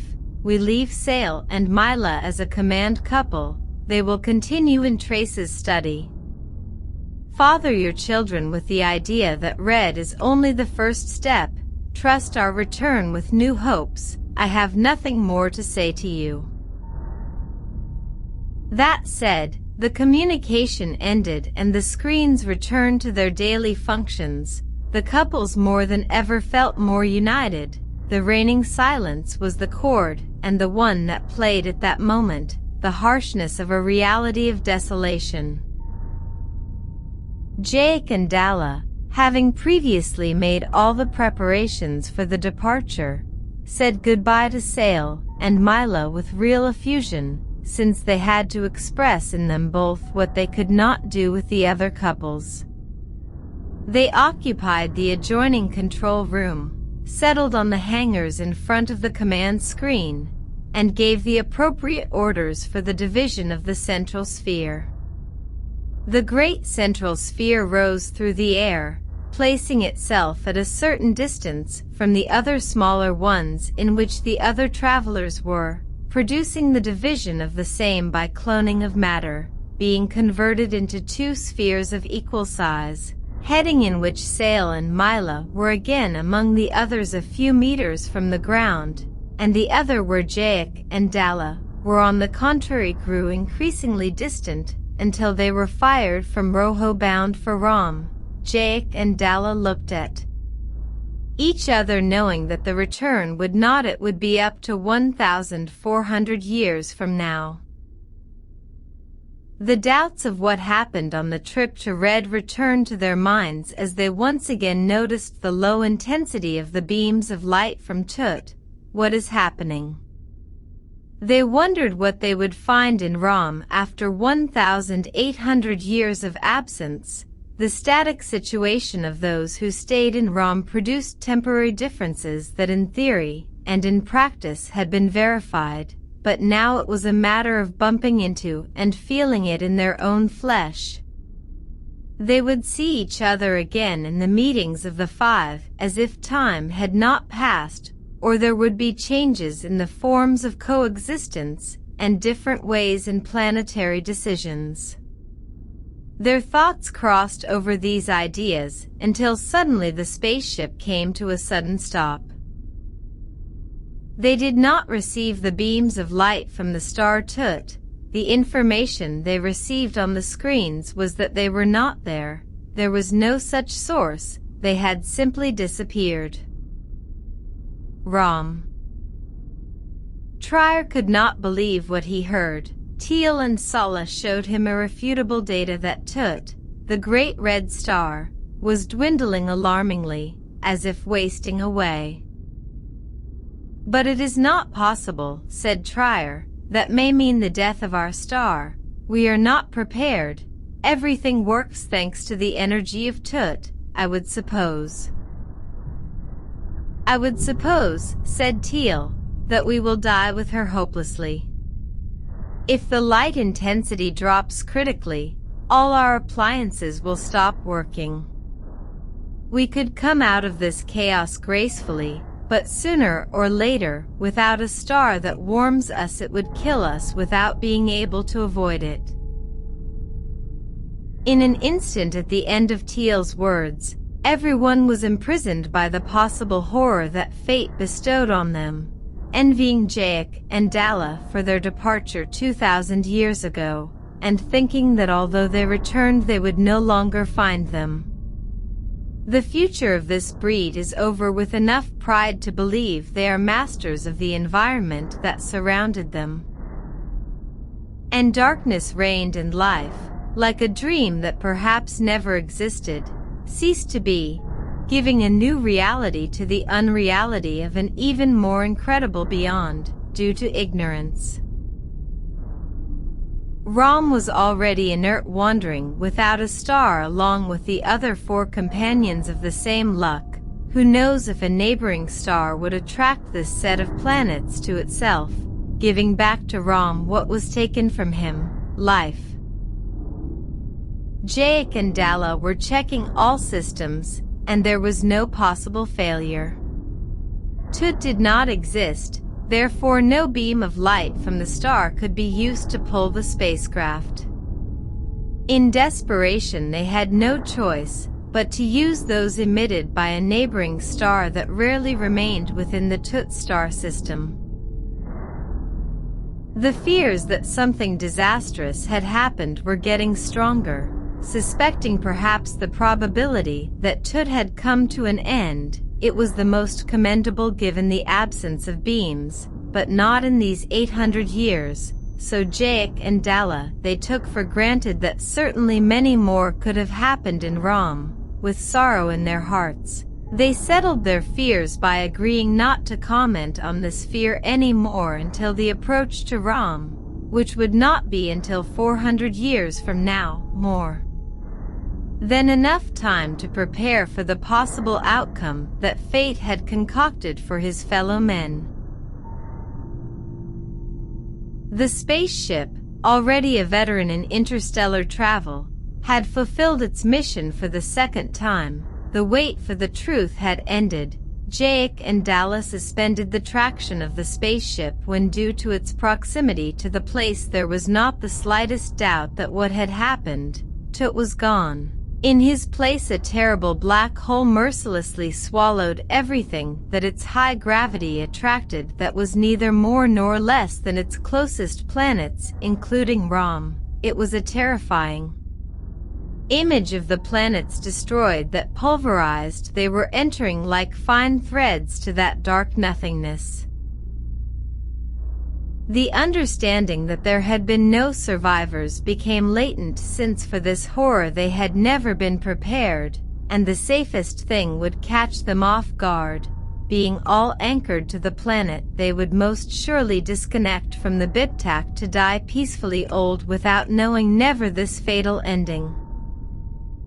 They observed the new star that rose where the situation should have been the last of Toot's planets, a frozen gas giant that probably with so much chaos around it had gone into fusion.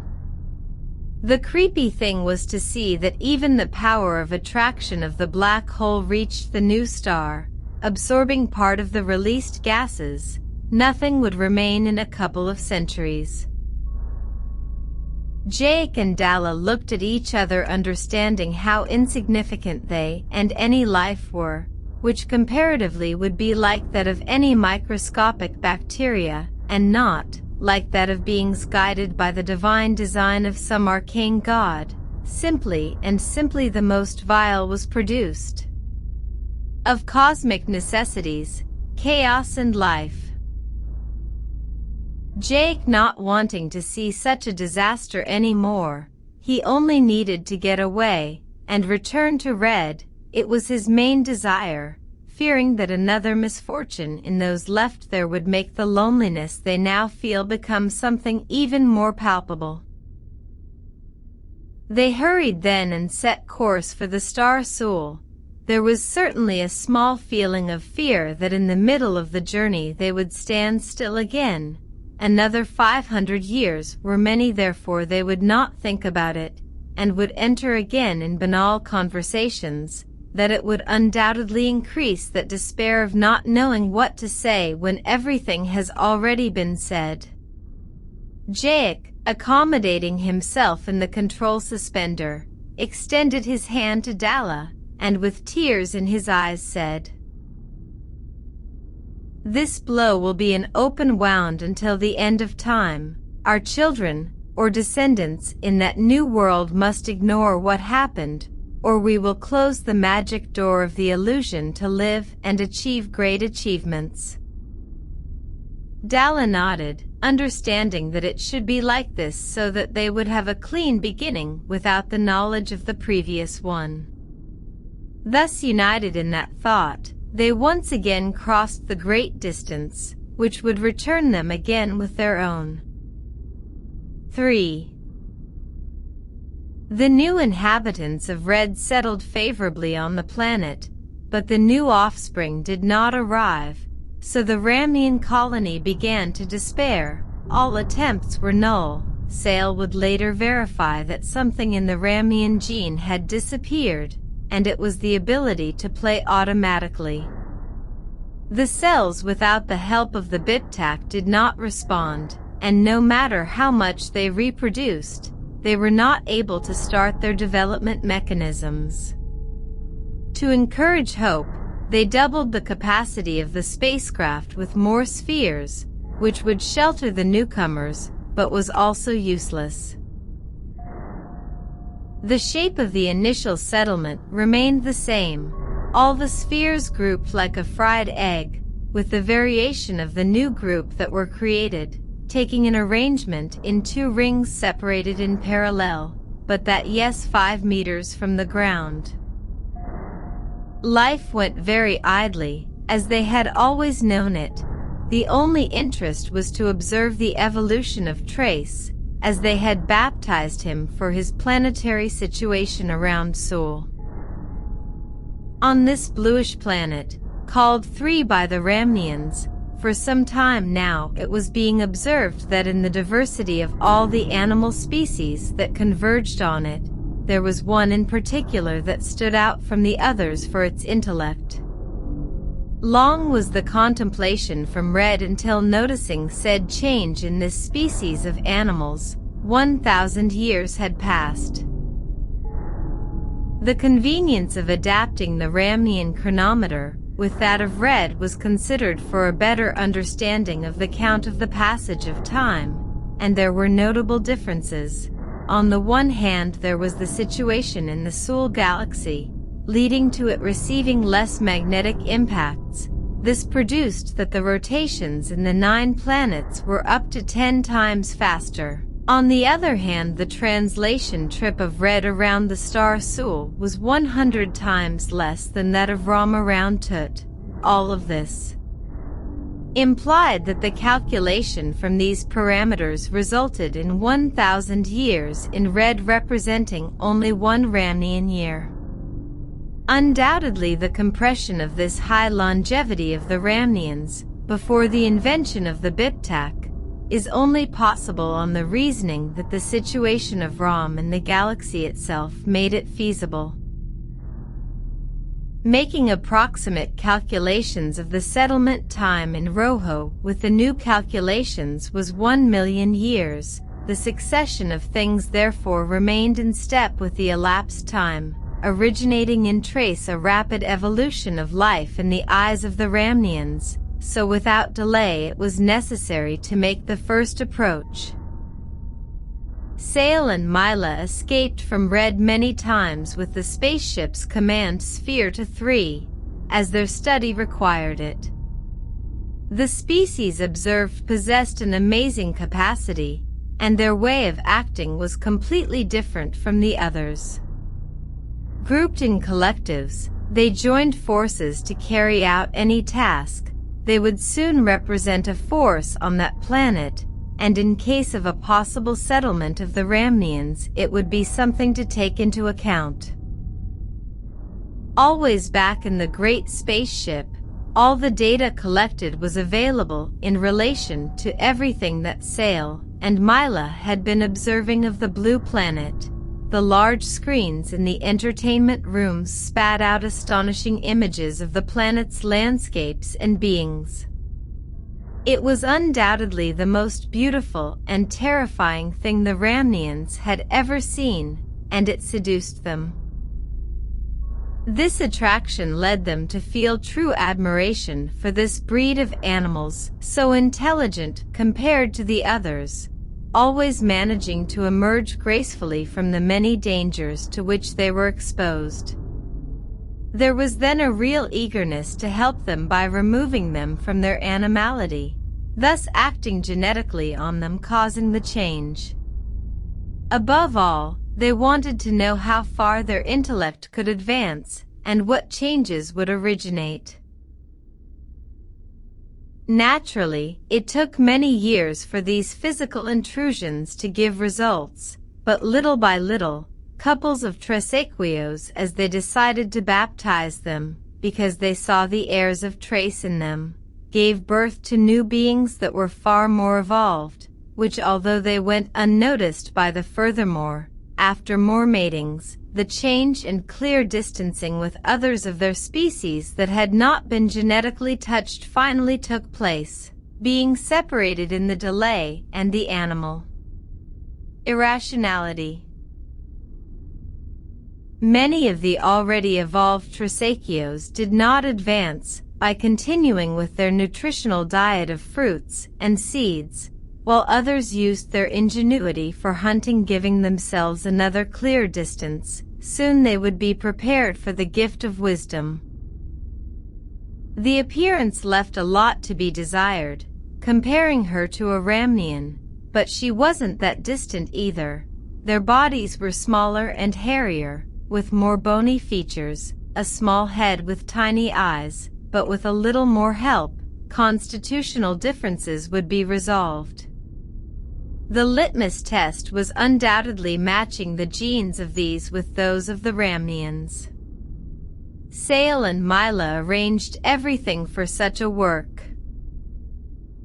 The insemination was carried out by capturing the female triachia with the gravitor towards the sphere of command, without any concern about the repercussion of the fact that other members of the triaquios could observe how one of theirs was fired towards a circular object located at little distance from the ground, to later go back down. This was undoubtedly done because of the many females that had to be inseminated, and also because the Trisachios were not yet aware of the fact. This action originated new differences between the so-called Trisachios, tall, without so much hair and more intelligent, who did to lead a more peaceful and productive life, while the ancient Trisachios were once again away from this awakening of knowledge, marginalizing themselves in open caves and grottos, only to the need to hunt for daily sustenance. The others, on the contrary, used their intelligence for the administration of food in hard times, combining it with agriculture and livestock. Arrived here, they shot vertiginously, creating true concentrations in their desire to learn all the techniques and tricks that came to their hands. Sale and Mila knew then that they were ready. But how to enter their lives without intimidating them or making them defensive? It would be a matter for debate, but for the two of them, just as Jaic and Dalla wanted it. But what would they think of all this, two among the greatest of the Ramnians, on their return? Will they welcome the genetic change carried out in 3? Jaic, as concerned as ever with collective thinking, surely he would not see it well calling them foolish, but what, if not that, could two genetic biologists in charge do? Sale sensed anyway that Jaic for some reason already knew and expected it. Sale and Mila produced a radical change in the animal environment, obtaining a race on Planet 3 capable of becoming its owner.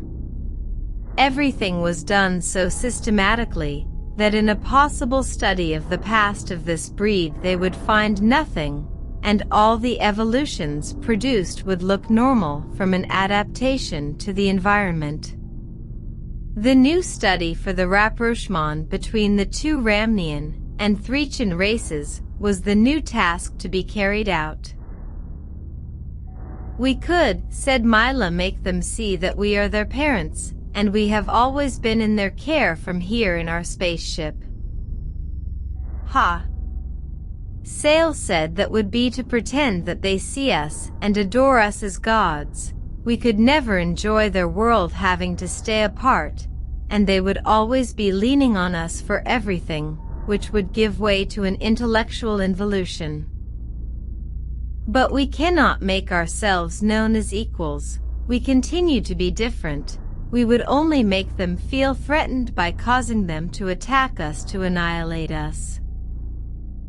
Sale nodded and proposed that there was only one solution: enter through the front door, without lies and with all good hopes for them, but in the following way. Mila listened carefully to all the ideas put forward by Sale. Point number 1. Planet 3 consists mostly of large expanses of water. The spaceship will settle in this place to be totally safe from visits by the Tresaquios. Point number 2. Emissaries will be sent in disguise as much as possible, giving messages of peace and help from our race coming from the stars, which is ready to teach its knowledge to all Tresaquios. Point number 3. They will be taught what directs and stimulates their minds for Ramnian understanding.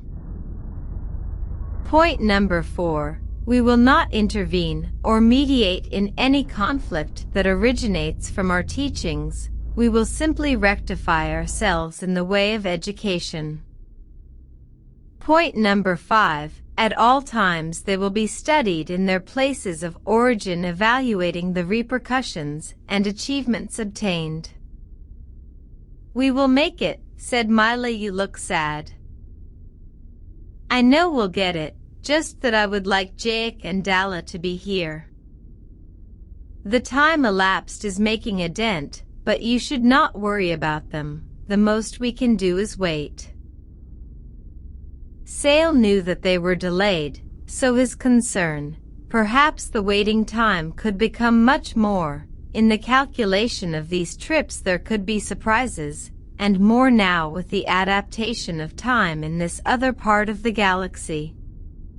The Ramnians had to leave for 3. That was the only thing that should worry them. But before they had to leave a signal in red for Jake and Dalla, they now faced the uncertainty of this inhabited planet. Everything could be fired. Sale commented to Mila that before leaving Rojo, they had to leave some construction in which to put a message stating the time that had elapsed, the departure to trace, and the place of destination in it. The preparations to be made were made through the informative screens. Day after day, without stopping, all the necessary data was dumped. These in turn were received by all the settlers in red, who looked forward to this other departure to Planet 3. Little by little the task to be carried out was being consolidated, and this would be a task shared by all voluntarily, according to the capacities that each one could contribute. The great work consisted of 2 pyramids and a sphinx as monuments as in Ram. The proportions were gigantic. They had to fulfill the mission of being able to be observed from outside the atmosphere of red, which did not represent any problem. Thousands of gravitators were used to transport stone blocks, which, taken to the site where they were to be located, were sectioned with the laser. The base of the largest pyramid was 2 square kilometers, and in the small one, 1 kilometer. The height in both was 2,000 and 1,000 meters respectively. On the other hand, the Sphinx was 500 meters high with the body provided to that measure. The message was placed on the Sphinx and read, "In memory of the Ramnians to Red for the 2,000 years of shelter, calendar of the planet Ram." They also left installed an information screen that contained the data of everything that had happened and reasons for the need for the departure to 3.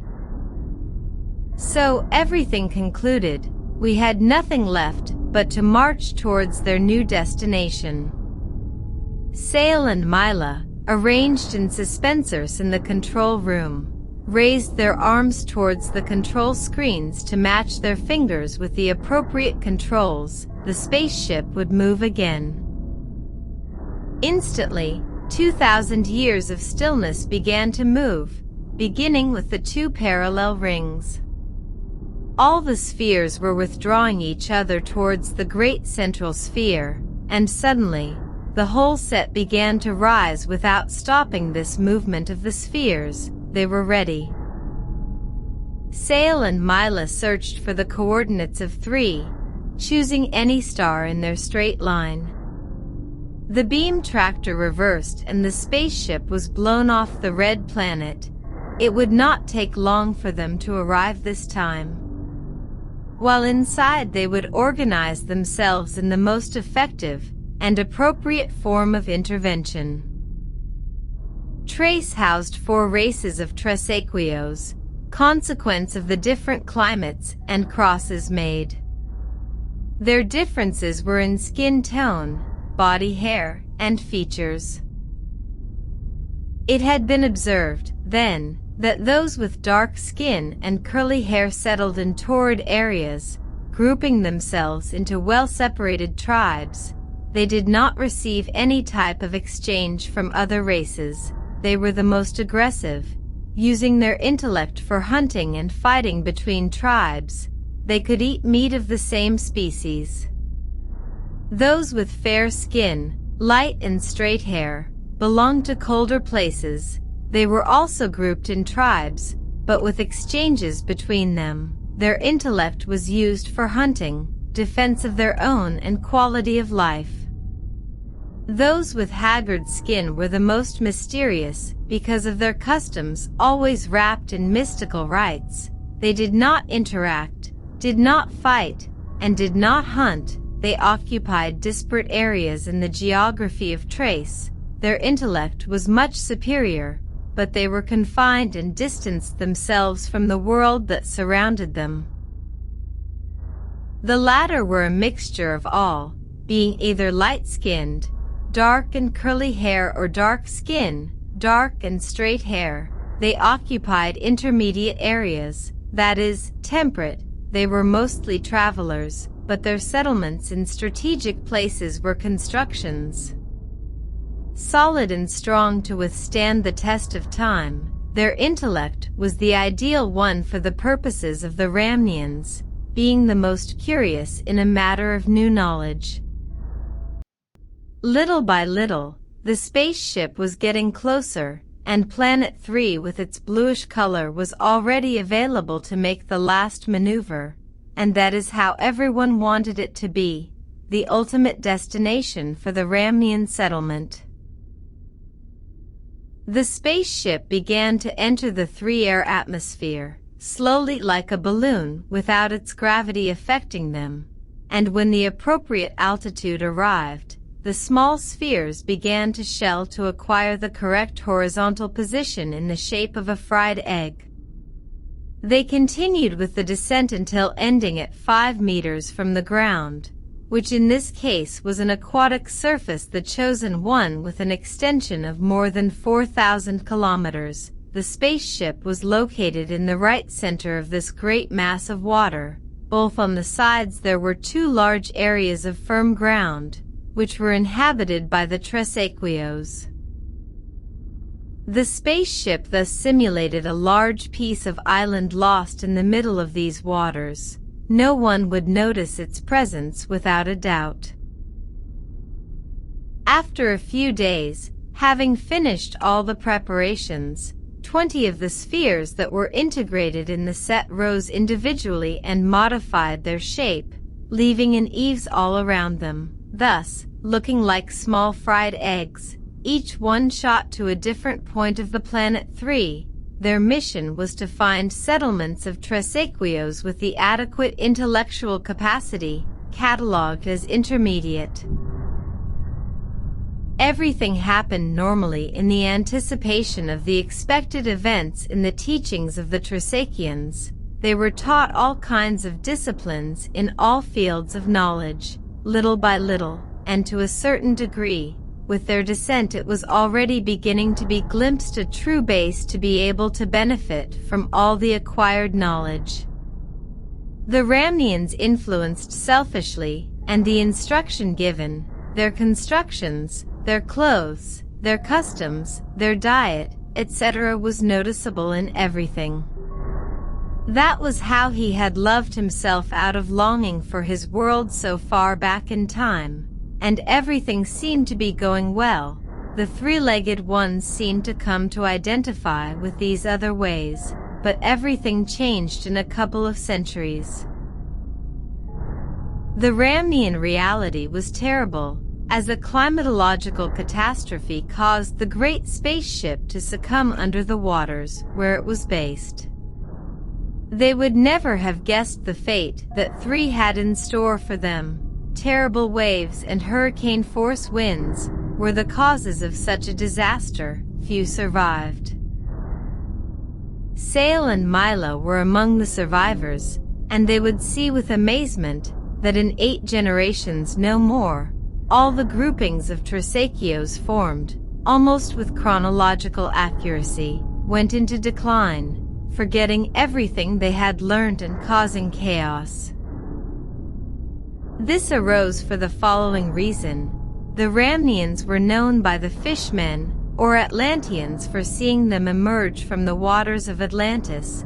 There were 1,001 anecdotes about this race among the 3,001 anecdotes about this race, and how long ago they came out of the waters to teach them all their wisdom.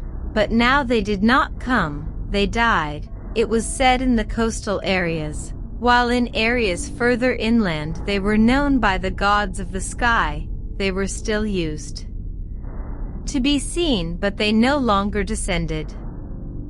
This cut-in contact caused a feeling of helplessness, causing those desirous of power to proclaim themselves as children of the Talantes, or as the gods of heaven themselves.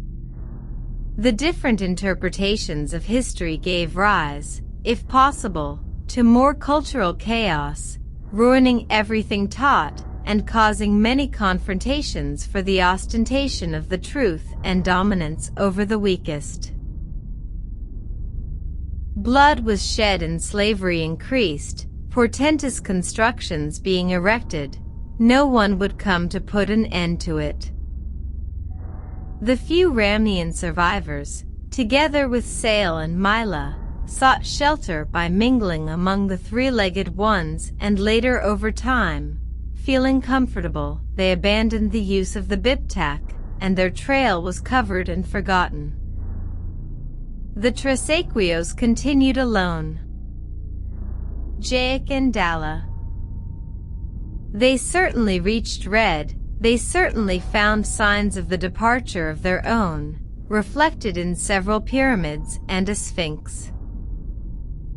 They certainly went to 3, but sadly they found no trace of the great spaceship, or any survivor, but great amazement at the change of the planet and its rare inhabitants. With resignation sensing what happened, they investigated these beings, of which they would undoubtedly find the hand of their own, but nothing of them. Everything was said, they would continue alone, the only ones of an extinct race and another flourishing around them. Many years were spent in the observation of the Trisachios, always at a distance, without any intervention, but each time Jaic and Dalla had it clearer.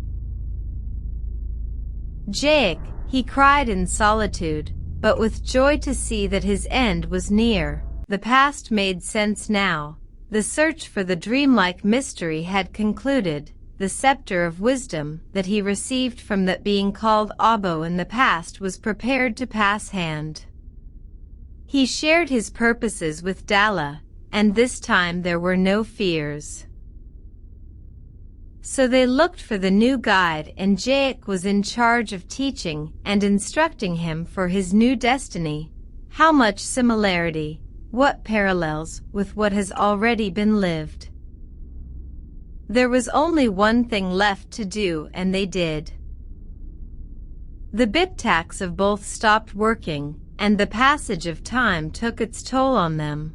First Dalla died, and now Jaic did.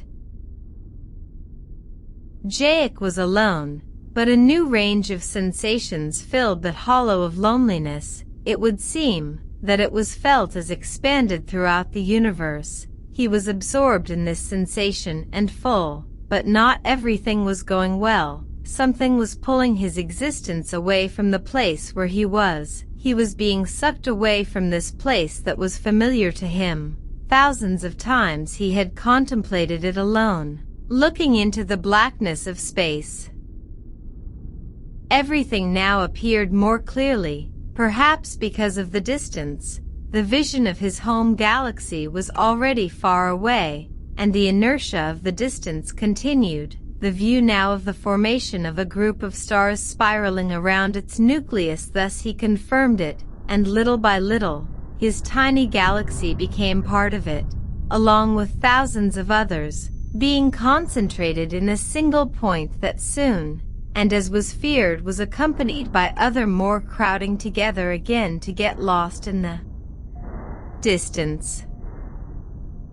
He was alone again, but now the blackest darkness surrounded him. Jake! A voice inside him called out to him thunderously, "Turn around." These words penetrated the depths of his being, since they were very familiar, although very forgotten in time. Jake, like from a dream, began to become aware of the reality that became more evident as he turned and faced different beings, all known to him. The voice that seemed to come out of nowhere to move away inside him seemed to come out of all those beings, and just one. The truth is that it did not matter, because at last Jake understood the mystery of life, that until that moment had been forbidden to him. The evolution of his being had been completed, because all those beings were actually part of him, and he was part of them. The globality in the material universe was said end, to be achieved by all, filing themselves little by little in different reincarnations. What they were now, only one, only light, spreading in that blackness, and like other points of light in the distance, their new mission had just begun, for a new star had been born. Millions and millions of years awaited him to create life on some remote planet that by grace was in the right distance to receive the heat from him. While said star would wonder, what would be his designated final destination when he dies as a star, since as he very well knew that moment would come. The questions came over him, and they would not stop until that end. What intention does he have to be born and die? Will I come back being another star? Will I serve as grass for the creation of other planets after my explosion? Will I start over from the beginning, in the evolutionary chain, and without remembering what I am now? Who moves the invisible strings of my existence? After being a star, will I evolve to a higher level? God exists? Please. You may want to rest and no longer exist. At this time, and all his questions have been thrown, he will understand that as a child, he has no choice but to wait. Maybe later he'll know, maybe. END